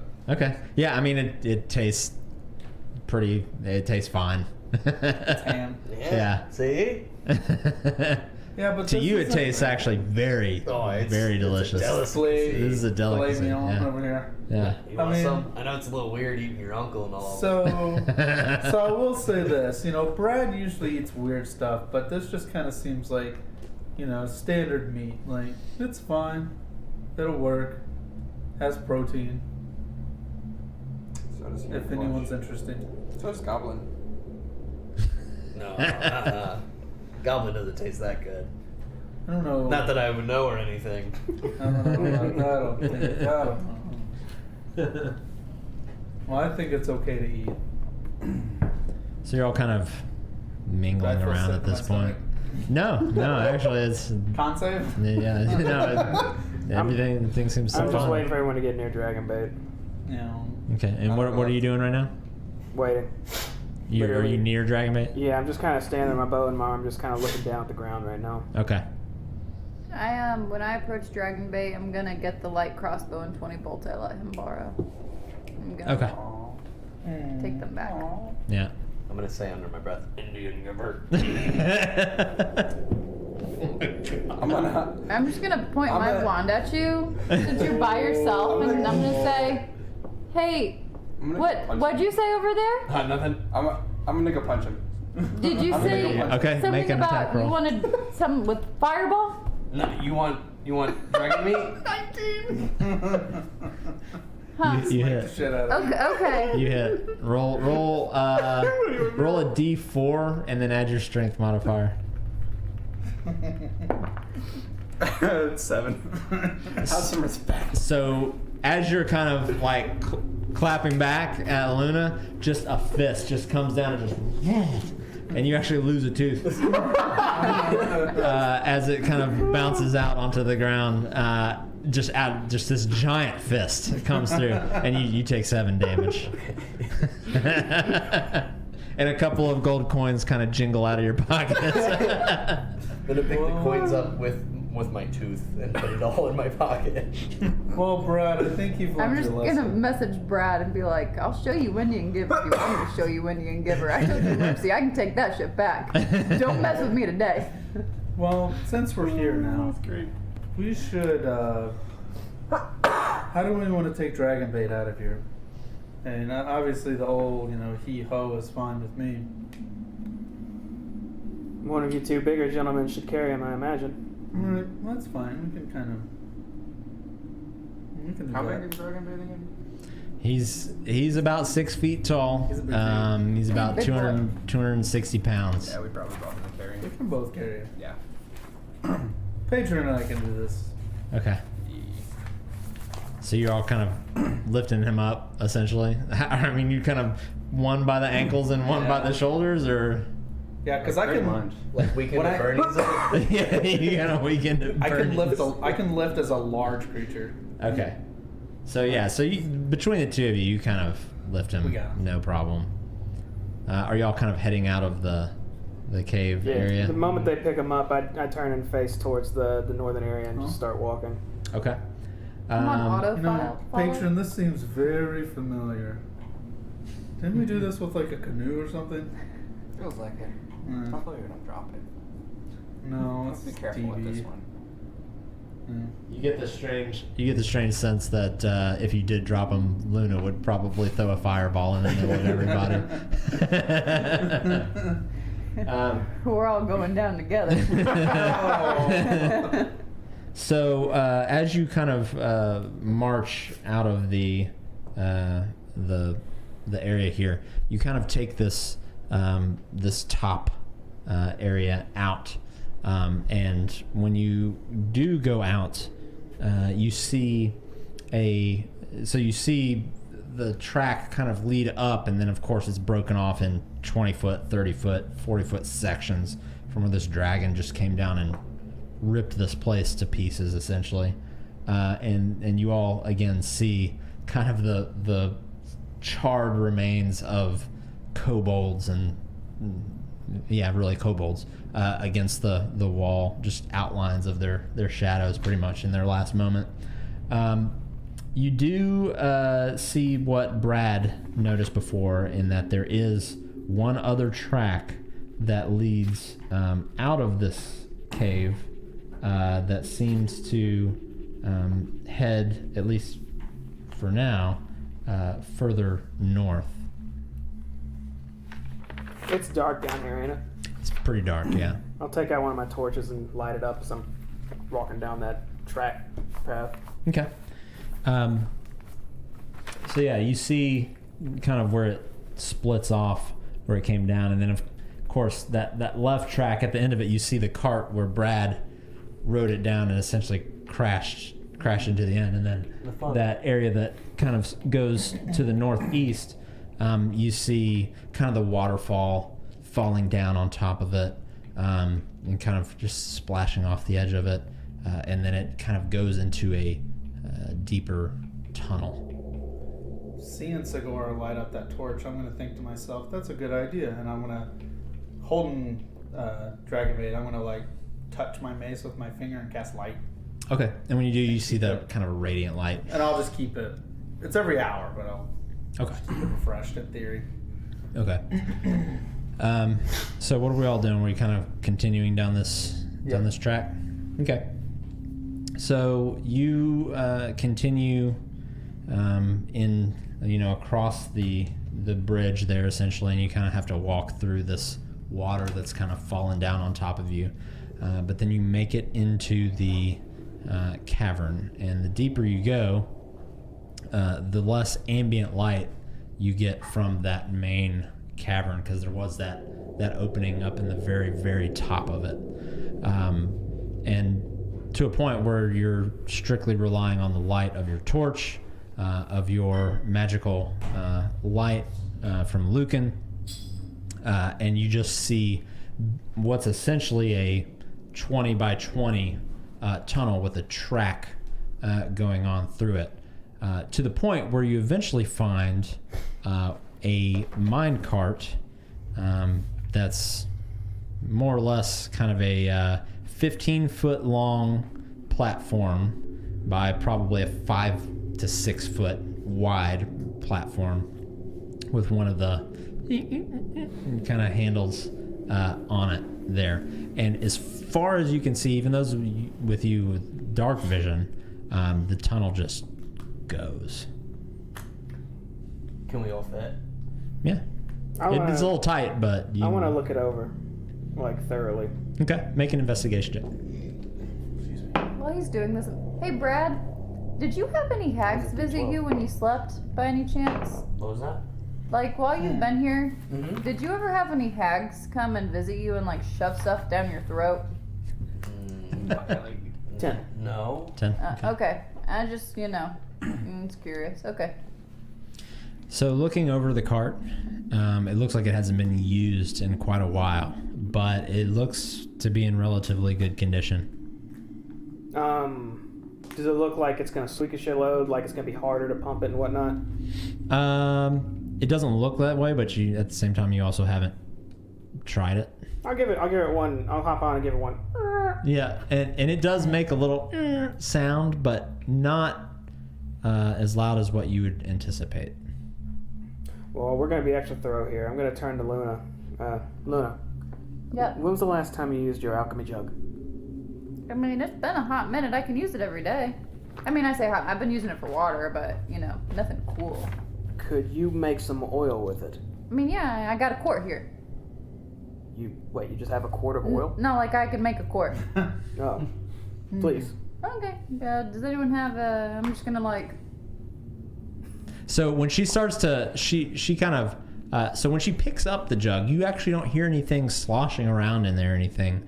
And for those of you watching, she essentially pulls out this jug that has multiple different corks in it at different areas around it, that is apparently able to make a few different types of liquids and things like that, oil being one of them.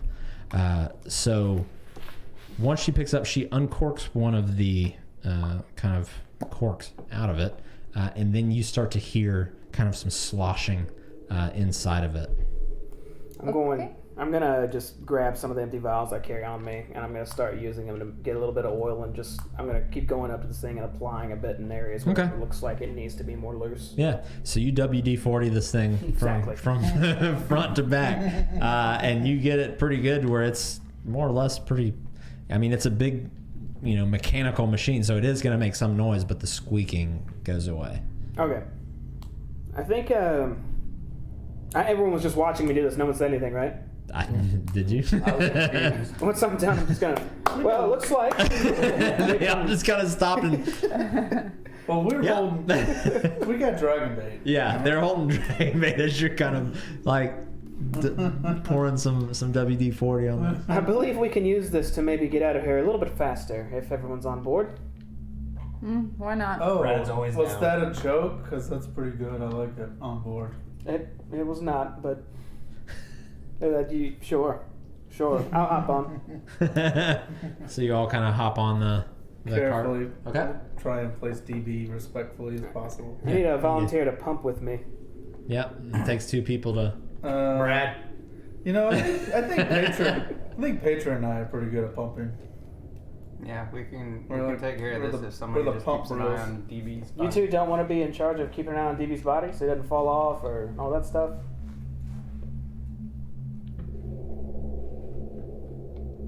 What's that sound?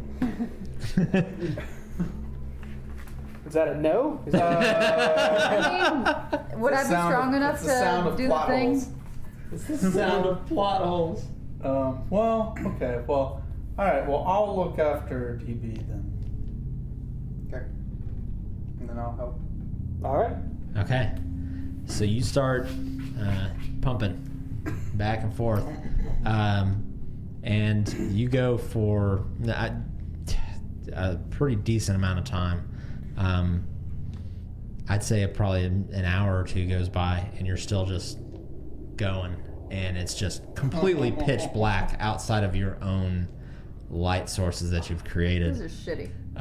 So I'm going to do my best while doing this to feel out how fast and how long we've gone. Yeah. To try and I'm staring at the map in my brain, just trying to think of, okay, we've gone 1 hex, we've gone 2 hexes, like that. Yeah, exactly. So each hex on the big map, which everyone will see probably in the future here, assuming you all don't die down here, is 10 miles. And you essentially, on foot through the jungle, can travel about 10 miles a day.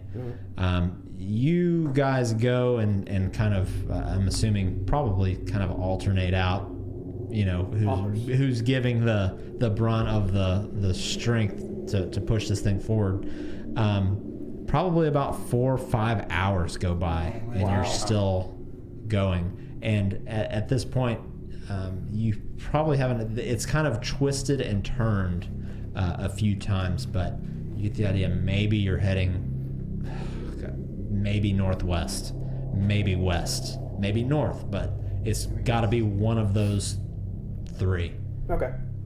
but about 4 or 5 hours has passed at this point. We still pumpers a pumping. You're still pumpers a pumping. I need everybody to make a perception check for me. Oh man. I hope this goes outside. We're just going deeper into some deep ass cave. Not natural 20. Okay. 13. Okay. 17. 21. 3. So, all of you, so the first thing you all hear is a, and you look, and Brad's just asleep, and like one of his arms is kind of just dragging along the ground as you're kind of going. He's just out. The second thing, I press vegetation and make weird things on his face, just like a like you. You drawing a dick on his face? He looks like Post Malone. Sure, why not? I was just gonna make him look like a clown, but. Okay, so you basically look like Post Malone. Okay. No, so you kind of have just weird little markings all over your face. You don't know it though. It doesn't last that long. Yeah. The second thing, those of you who rolled 15 or higher, notice kind of some ambient noise kind of in the distance. Almost kind of echoing. It's hard to tell if it's from in front of you or from behind you. But you hear kind of the echoes of what sounds like maybe some voices, maybe kind of higher pitched voices. Nothing, it doesn't sound like anything in distress necessarily. It just sounds like maybe conversation. Pumper, slow the pumping. What? We stop pumping so hard. Okay. Do they sound like our voices? They sound like what? Do they sound like our voices? No. It's not our echoes. No. I mean like our evil sounds, so just from your previous experience, it sounds maybe like kobolds. Actually, I'll hastily turn to the group. Actually, do you guys just want to just pump hard as we can and plow through whatever's in our way, or do we want to be cautious here? Well, we really don't have like a meat shield, if you will, so it's just gonna Brad, get get up on front. us. Speaking of such, can you stand in the Brad, front of the sit. cart with your shield up? Battering ram. I like Who's gonna them. hold dragon bait? What? Who's gonna hold dragon bait? We both have I've shields. gotta be pumping. Oh shit. Luna? Luna, can you watch that dragon bait? I mean, I imagine I can, right? Sure. All right, I guess that what we're gonna start pumping hard with. We're gonna go up front with the you know. Okay. We're like a train now. We got the slam in the face. Okay, so you start. I tie real quick. I'm like tying my rope on me and dragging bait like we're going. Yeah, boys. Okay, and as you kind of proceed deeper into this tunnel, you hear those echoes get a little louder and louder. And then as you get, probably from where you would guess, kind of close to the source, they get a little quiet. And you get the sensation that you're probably right on top of whatever this was. And just in the blink of an eye, you see, it's hard to actually count, but you see kobolds that seem to be having their backs to you. It seems like they were also leaving probably the cavern before, and you actually you actually mow down about 4 of them. And let's see. Suckers. Just hold that shield up there. In the process, one of them kind of, its back snaps back and it kind of rolls up onto the platform with you, but you use your shield and kind of push it off. And you kind of go over a couple more. You see a couple of them on the side kind of look at you, and you hear kind of a loud, like, ah, you know, as you're driving past. And you actually roll over a couple more. And when you do, it rolls over its entire body, and you feel the cart dislodge off of the track and just No shit. and it just stops. Train stopped. Hop off with my bow and notch an arrow. And you hear just a bunch of angry voices behind you. And you hear and you see 2 arrows just sink into the cart around you, but miss you. I need everybody to roll initiative. Yeah, we took out a few real quick. I feel like there's a group name in there somewhere that just happened. Like the Shield Train.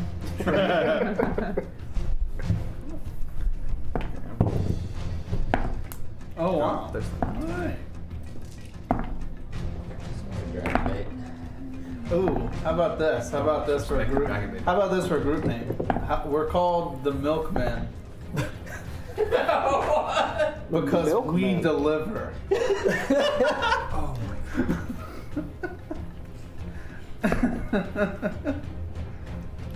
I'll take that as a no. Over dragon What Okay. dragon? They are. I'll double check for you. Okay.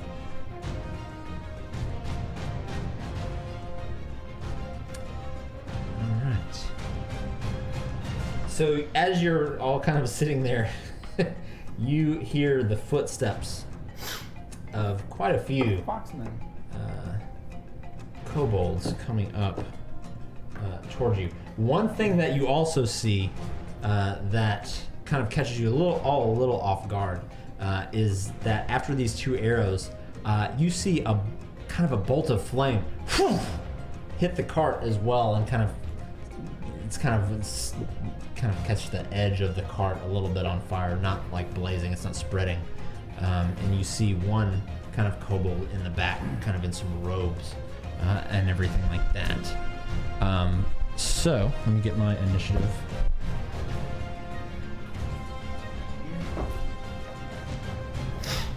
Okay.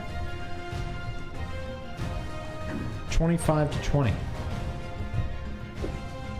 Nobody? All right, 19 to 15. 16? Wow. Okay, what was yours? 16? 19.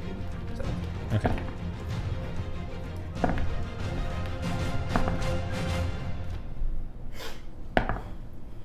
You said yours was 17? Okay.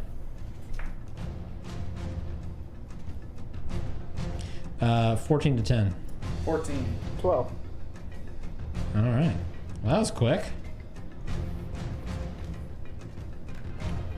Okay.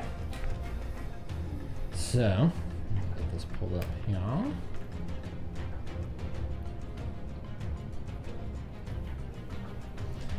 As you kind of peer down this cave, you see quite a few of these creatures kind of running down towards where your cart derailed.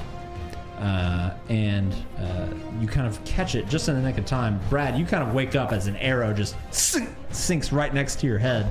And it's almost like animal instinct. You kind of wake up and you're ready to fight. You're up first. What do you do? Oh, I'm excited because I whip out this nice new sword. Yeah. I'm just gonna rush straight at this first one. Would that work on these?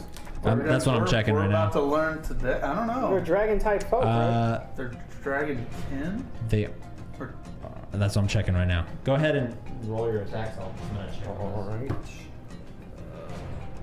21 for the first one, That's gonna definitely hit. and nat 20. Ooh. Seconds. And if the first one does enough damage to kill one, could I attack a second? No, it's like just 2 swings. Okay. essentially.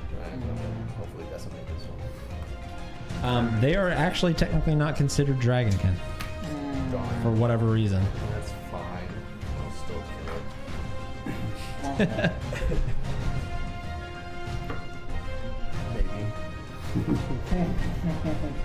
7 damage. Okay, that's your first attack. Oh yeah, first attack 7. Second one 9. That's with the nat 20. Okay, so is that doubled? No. Nat So- 20 is doubled. Okay, so 18. Okay, so 9 and then, or 7 and then 18. Mm-hmm. Okay. So you run up to this first one that's essentially charging the cart, and you basically kind of move his arm out of the way and stab him right in the stomach, and then come through and slash him at the front. And he kind of takes he falls down on all fours. He's not quite dead, but he's definitely on the brink. But he's still kind of essentially crawling towards you, or crawling maybe away.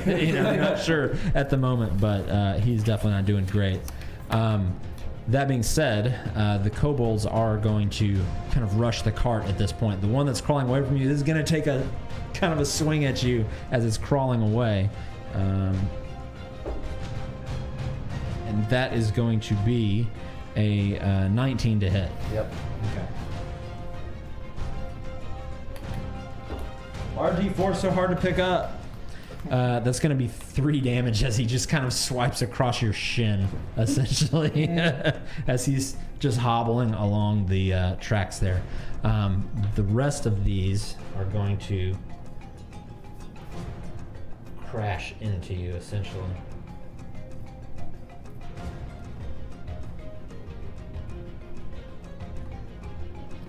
The one crawling away actually go away or no? He hasn't been able to really move yet, but he does now. And yes, he's kind of crawled off to the side of the cavern, but he's still within like 5 or so feet of you. So you're going to have one more run up and essentially try to swing at you. And he did roll a nat 20. That's my first nat 20 of the night, which is probably lucky for you since the only other fight's been against the dragon. Yeah. Yes. So you're going to take 12 damage as this other one kind of runs up, as you're slightly distracted by this other one kind of crawling away. Just buries its sword like right in your shoulder pretty much, and kind of pulls it back. The next one's going to make an attack at you, Luna. And that is going to be a 15. It hits. Okay. That's going to be 4 damage as it kind of glances. Sorry, I hit the microphone there. Glances your kind of shoulder there. The next one is going to make a swing against you, Lucan. Got it. He definitely misses as you kind of come up and parry his attack. The next one's going to attack you, Patron. That's going to be a 19 to hit. Okay.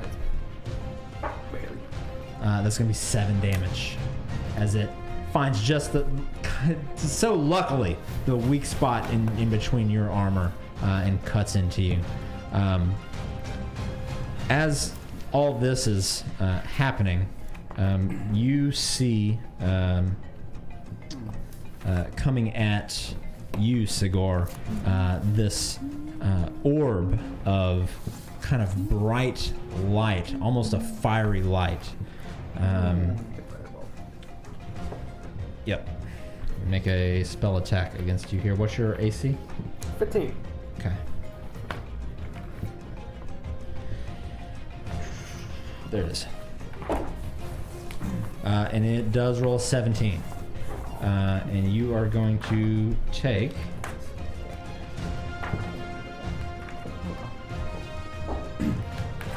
11 damage of fire as this orb hits you and just kind of scorches you almost, and just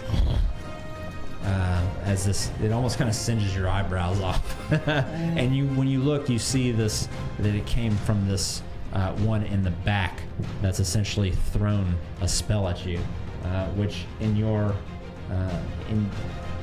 delve down here up to this point, this is the first thing you've seen throw a spell at you. Right. And that brings us to Patron. Okay, so I'm going to Misty Step behind Wizard Man. Okay. And then doing that, do I get advantage on it? You do. Cool. I'm going to attack twice with the sword. Go for it. First one's like a 26 or something like that. That hits. Yeah. And the second one, definitely going to hit. 21. Nice. That also hits. And then, because I don't like this, man, I'm going to do Divine Smite first level on both of them. Nice. So, Okay. Yeah, go for it. There you go. Yeah. First one is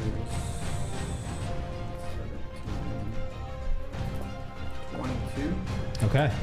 And the second one is 14, 16, 21. Okay. Fuck you. So you come through and you just clobber this thing completely. Just one on the side of the head, one in the ribs, and you hear a crack as this thing just shrieks out in pain, but then kind of turns towards you, or starts to turn towards you, to kind of glare at you. Is that in your turn? Okay. Luna. I would like to cast Scorching Ray. So I need to roll 3 times to see if any of them hit. I want to do first the one that's right in front of me. 24 for the first one. That hits. I'm just gonna roll all 3 of them. Okay. 15 for the second. That hits. And 25. That for hits. the other. So the first one, again for the one right in front of me, is 8 fire damage. Okay. Right in front of you? Uh-huh. Okay. Okay. It's still standing. 11 fire damage. Nice. And okay, so you kind of have reached out now with 2 scorching rays, and you've kind of essentially scorched an X across this thing, but it is still barely standing in front And of you. another one. Okay. Nice. 5. Okay. And you throw a third scorching ray at this thing, and it just falls flat in front of you. Okay. Does that end your turn? I want to. Well, I can't untie myself from Dragon Bait, so I'm chilling here with Dragon Bait tied to me. Okay. Then that brings us to Lucan. Cool. I'm going to kind of adjust my sight line, and then I'm going to throw a guiding bolt at the one in the back. The caster. Yeah, the Okay. caster. I'm going to make a ranged spell attack against that. Ooh, yeah, that's going to be good. It's at least 19 to hit it. That hits. Perfect. This will be 46.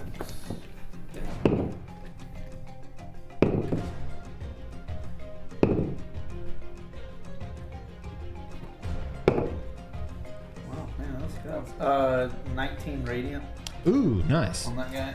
Yeah, that was hot roll. That's almost all. Hot roll. And then, so that's my action. And then, kind of as a bonus action / my movement, I kind of want to pincer myself between them and Luna. Like, kind of like Okay. pushing her like slightly to behind me a little bit, so I'm clearly like, hey, hey, hey. Like, Okay. Hey, hey, hey, look at me. Like, you know, I'm right here. Okay. So as you kind of shoot this bolt of light out of you, you catch it right as it's trying to cast something else, and it kind of just blows it back, and it falls on its back completely, but does start to kind of scramble to its feet. Sigor. I would like to take an arrow out and cast Hail of Thorns on it as a bonus action Nice. as a level 2 spell, Okay. and I want to attack that ground. Okay. So, let me ask how this would work. So, what would the ground's AC be? I guess explain to me what you're trying to do. So, what this spell does is whatever I hit, everything 5 feet around it has to make a dex save, or a shitload of thorns are going to skewer them. I'd say then that happens. I mean, if you're just shooting at the ground in a general location. Okay. Yeah. I fire at the ground behind that kobold up front, and a ton of thorns just fire out. I need them all to Okay. make dex saves. And my spell save DC is 13. Okay.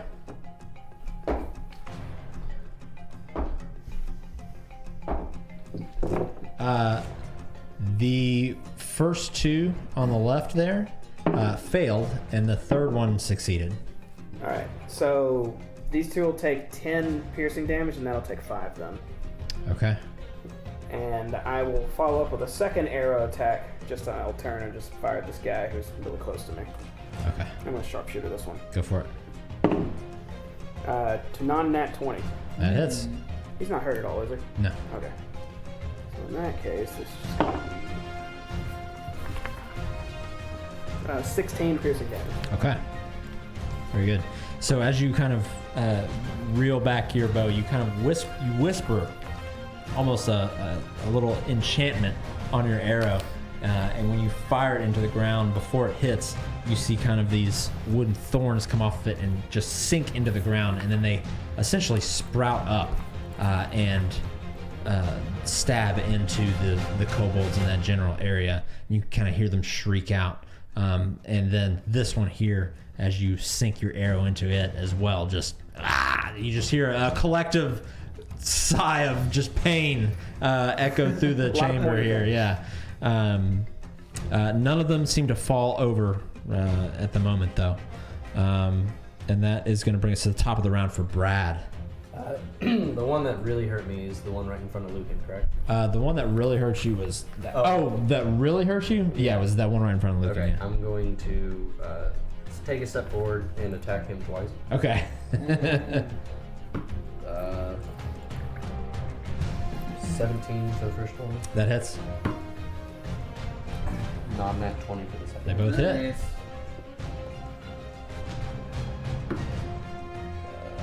9,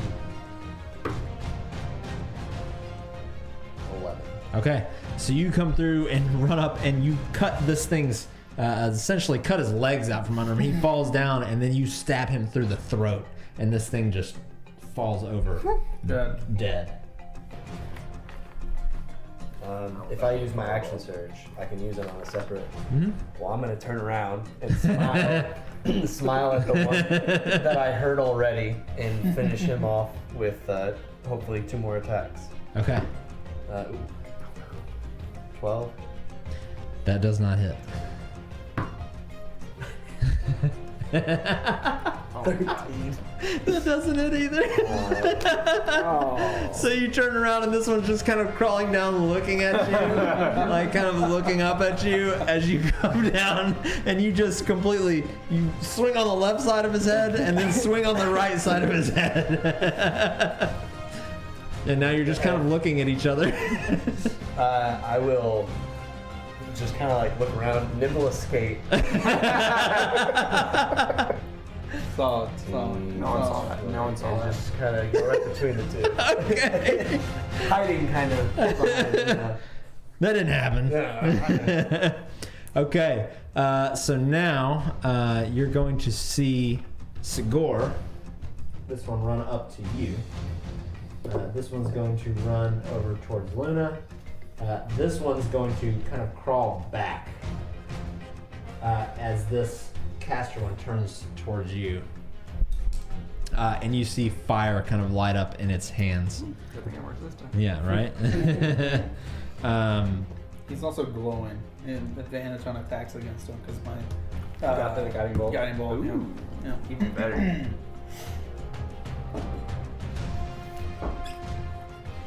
Okay, so 2 of these 3 scorching ray attacks are going to hit you. The first one is going to be 6 damage to 3. Okay. The second one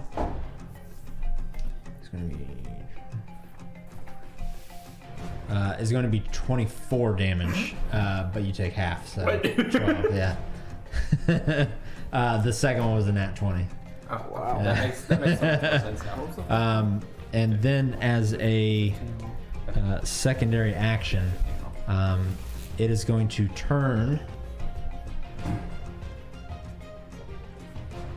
toward Sigor, and it is going. So those of you looking are going to see it kind of start to cast a spell, and its hands start glowing. I need you to make a wisdom saving throw.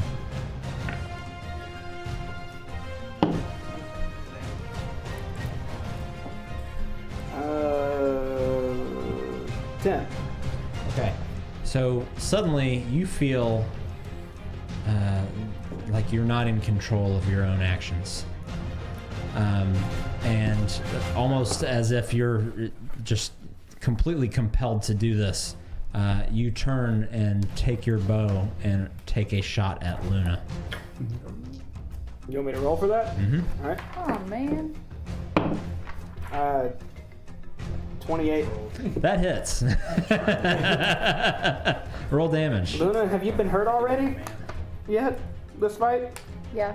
Okay. Me? That's gonna hit her for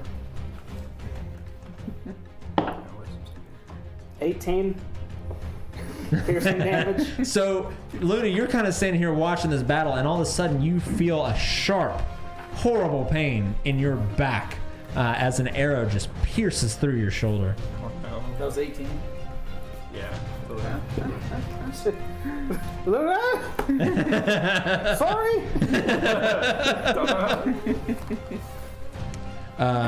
And that is going to, in its turn, this other one's going to take a swipe at you. No, I'm on your side now, don't. It is going to hit. And you're going to take 3 damage. Oh. Oh, wrong way. Well, It's okay, I got lead still.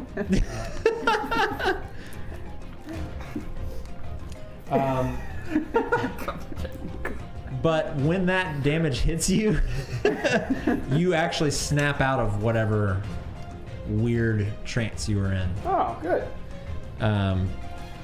Just a moment of insanity. Next one is going to take another swing at you, Luna. Perfect. That is going to be a 16 to hit. Okay. That is 7 damage as this. So you're kind of distracted from the arrow that's sticking through your back right now, and this one comes up and kind of parries your wand out of the way and slashes at your arm. The next one is going to make its attack at you, Lucan. You got it. That is going to be a 22. Yep. You take 6 damage as it runs up and just slashes through your kind of weak spot in your armor as well. That ends their turn, which brings us to Patron. Okay, I'm gonna attack him again. Okay. You do have advantage because it turned. Yeah, the guiding bolt. Yeah. Got some damage. Light him up.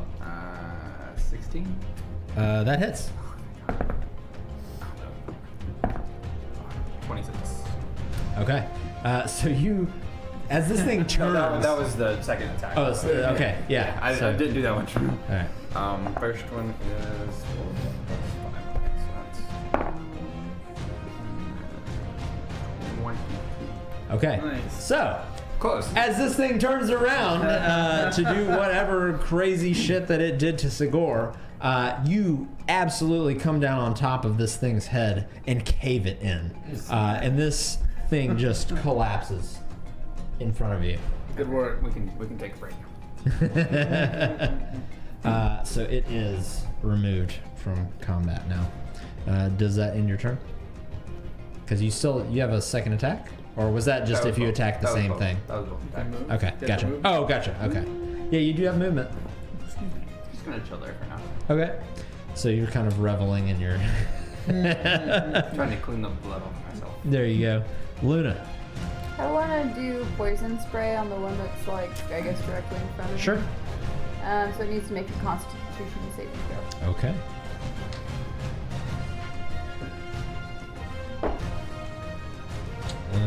That's a 16. What happens if it You know what? Let's bend sorcery, and I'm gonna roll a d4 against that. Okay. It actually rolled a 14, and Okay. it failed. Okay. Whoa. That sounds terrible to me. That was some Doctor Strange over That there. was some Doctor Strange shit. 18. Okay. Poison. So you Wow. reach forward and just those of you that are watching kind of see this green and purple ooze kind of just materialize out of Luna's hand, and it goes right into this kobold's face. You see smoke start to kind of come off of its skin, but more than anything else, you start seeing it cough and then just start it can't breathe and falls to the ground and is eliminated. Perfect. Raiders of the Lost Ark. Just Yeah, its face melted off. Does that end your turn? It does. Lucan. Well, okay. Well, I was gonna get in between you, but okay. Well, you're doing great. And I'm gonna just Hulk smash this guy in front of me with my mace. Just Okay. clink. 11 to attack. That's gonna be a no for me, dog. He just barely parries your attack out of the way.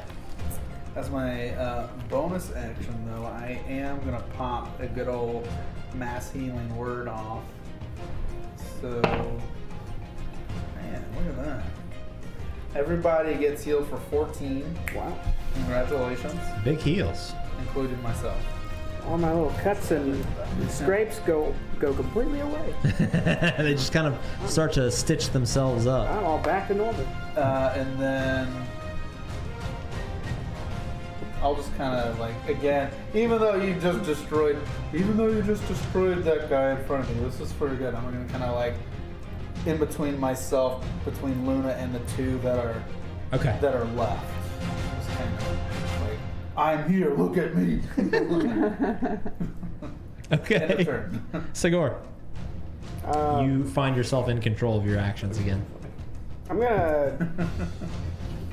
Yeah, I'll just drop my bow on the ground, and I want to pull out my silver dagger and I want to seal team this kobold to the ground. Okay. Make an attack roll. All right. Well, with my strength mod, that's going to be a solid 4. So you go up and you start to get in kind of a physical altercation with this kobold, and as you're coming through, you catch one of his wrists and he catch one of your wrists, and you're just essentially just in this tangle right now. Okay. Can I just maintain the tangle? You can maintain the tangle. I'll maintain the tangle. Okay. Does that end your turn? Yes, it does. Brad. It's very impressive. Since they're all tangled up, do Yep. I even need to use nimble escape to No. get away with? Okay, so I'm gonna go back to Mr. Buddy. Mr. Buddy. And Put him out of his misery. I'm gonna ask, hey, I'll let you live if you tell me how much farther we gotta go. It tries to swing at you. I'm gonna try to kill it. Okay. You have advantage. Okay. 16 Okay. for the first one. Oh, shoes. You were rolling so hot earlier. What happened? 14. So, yeah, So the 6 first, to 16. it hits. Yeah. Okay. It hits for the first attack.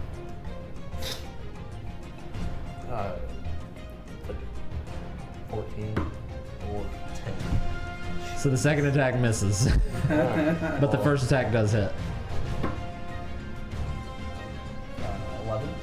Yeah. So you kind of walk up, and I mean, how do you want to execute this guy?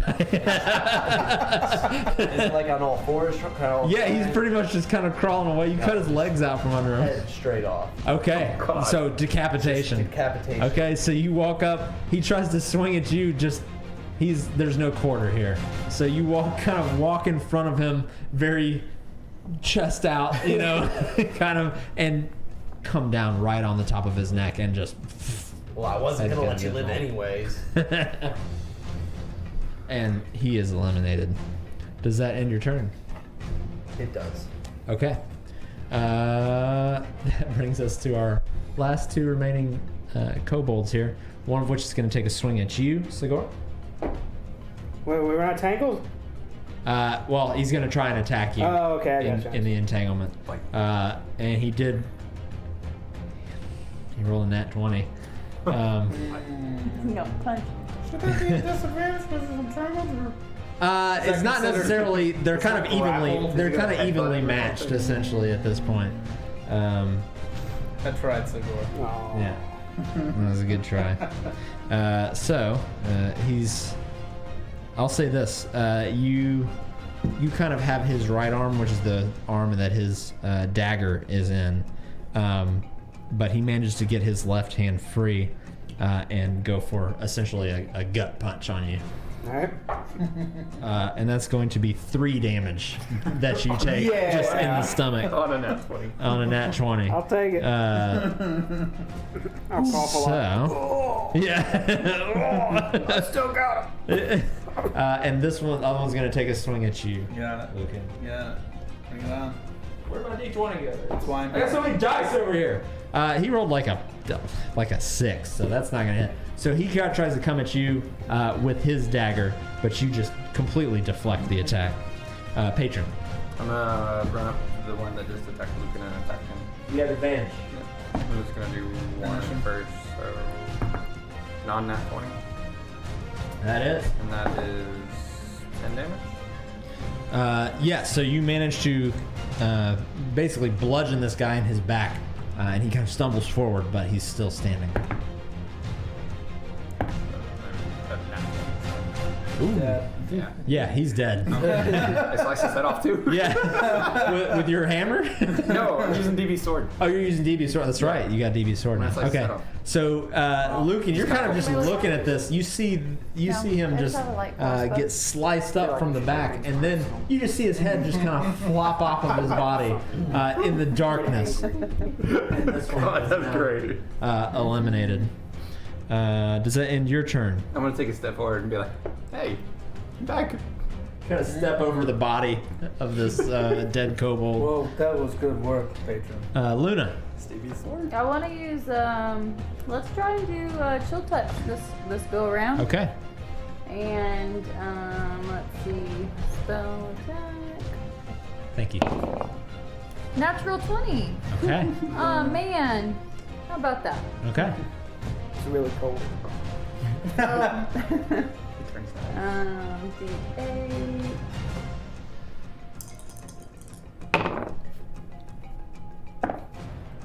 14. Doubled. No, that's with double. That is double. Okay. So Sigor, in front of your very face, you see. Spectral. I'm like strangling. Yeah, it. you see a spectral hand just appear on this kobold's neck, and out from where its fingers are grabbing, you see it kind of struggling to breathe, and then you see its veins essentially kind of turn purple all the way up to its face, and you see its eyes kind of roll back in its head, and it just falls straight back, dead. Oh shit. And we are now out of initiative again. Well, good work, everybody. Dark. I'm gonna relight my mace. You do. Does it look possible to get our cart back on track? Yeah. Okay. I'm gonna. You'd have untwine to myself clear from some dragon guts out bait from real quick. underneath it. 10 feet. The meat wagon. Gross. I can use prestidigitation to clean, I guess, an object of 1 cubic foot back to back. Clean, clean, clean, clean. Okay, that works. Yeah, I mean, you essentially, it's not that fast, but you kind of slowly, as you're kind of starting to pull guts out, all of a sudden you start to see some of it just kind of disappearing and sloughing off, and just kind of evaporating as you're pulling it out. But yeah, after about 5 minutes or so, you're able to get the cart clean. It's still off the track at the moment, though. I'm gonna go look at that spellcaster. Okay. What are you looking for in particular? See what's going on. If he's got anything on him or Yeah, so anything of note. he doesn't particularly have anything of value on him. One weird thing that you notice is that he actually has kind of these fashioned leather wings on his back that you didn't really know. They were kind of folded up kind of behind him at first. They don't really look like anything truly functional, but it seems like maybe he considered himself maybe above the other kobolds. Fascinating. Fake wings is what he was wearing. He's wearing fake wings, everyone. Like a wannabe dragon. Yeah. Interesting. I'll relay what I found. Yeah. Do you need some help getting this back on the tracks? I think it's gonna take all 4 of us to lift it up, or 5 of us, perhaps. It's pretty heavy. It'd probably take both of you and then probably one other person. We got Hans and Franz over here. Yeah. we can get this on the cart. I'll just roll like a 2 and a 3 on a strength check. I'll assist getting it up too. Okay. I'll help as much as Brad can. So I'm not even going to do a strength check here. You all managed to kind of lift the cart up, get it back on its track, and now you're all kind of standing around about 8 or 9 dead kobold corpses with a clean cart. The train system works. I liked how this ended up as I hop back up onto the cart. Well, Sigor, should we keep going down this path? I don't see another option. I mean, that is kind of true. Hopefully this leads out eventually. I mean, that kobold squad was heading this way, so... I mean, surely it has to lead out because their master's dead the other way. And they weren't going to go see their master, they were heading away from him. So this has to be the way. They could have been escaping from us. That's possible, but escaping to where? Outside, huh? I'm just trying to get as far away from us as possible. Maybe they were scared of the people that destroyed a dragon. I wonder if they knew we did it. They didn't seem afraid at all of us. They did not throw any accusations at us. We should have told them. We should have just told them we did it. And maybe they would have. Hey, we killed your dragon? Your master dragon? I bet that would have worked. But it's too late now. More blood on our hands. No problem. So let me throw another name at you since you didn't like the milkman. What if we're just called the Dragon Slayers? It's too generic. What about the Slayers of Cholt? Hey, we know where. I feel like the townspeople may not take kindly to that. Well, I didn't say Slayers of Choltons. Just their homeland. Well, alright. Well, this seemed a little aggressive. We'll keep brainstorming. Yeah, well, Until then, pumpers get to pumping. So this is probably all taking place in about 10-15 minutes of between the end of the fight, cleaning off the cart and everything like that. If everybody would please make a perception check for me. Not 20. wow, there Okay. we go. 19. 7. 15. Okay. 18? Okay. Very perceptive. So those of you who rolled a 18 or higher notice a kind of a slithering, writhing sound. Just very just kind of out of the very distant corners of this cavern that you're in. And when you look around, let me check something real quick. Brad, if you would do me the kindness of making a Constitution saving throw for me. 11. Okay. So as you're kind of looking around and you have this kind of magical light and torchlight, Don't you have plus you 3? look up and was that a above saving you, throw? huh? That was a saving throw. That was a saving throw. Yeah, you can add 3 to that. Sorry. Oh. 14. 14? 14. I forgot it was a saving throw. Okay. Doesn't matter. So when you look up, what you see is this. You see a creature above you, kind of hanging down from the ceiling, and almost just within probably 5 feet above your head is this worm-like creature, centipede-like creature that has these big mandibles and tentacles off of its front end. Actually looks like this. Ooh. And right as you see it, 2 of the tentacles kind of reach down and pierce into your shoulders. And you start to feel this burning sensation, and your arms and legs stiffen. And all of a sudden, you can breathe, but just barely. It's almost like you're awake, but you can't move. You're completely paralyzed at this current moment. Oh yeah. It's not good. And the rest of you look up and you see 5 of these things crawling down.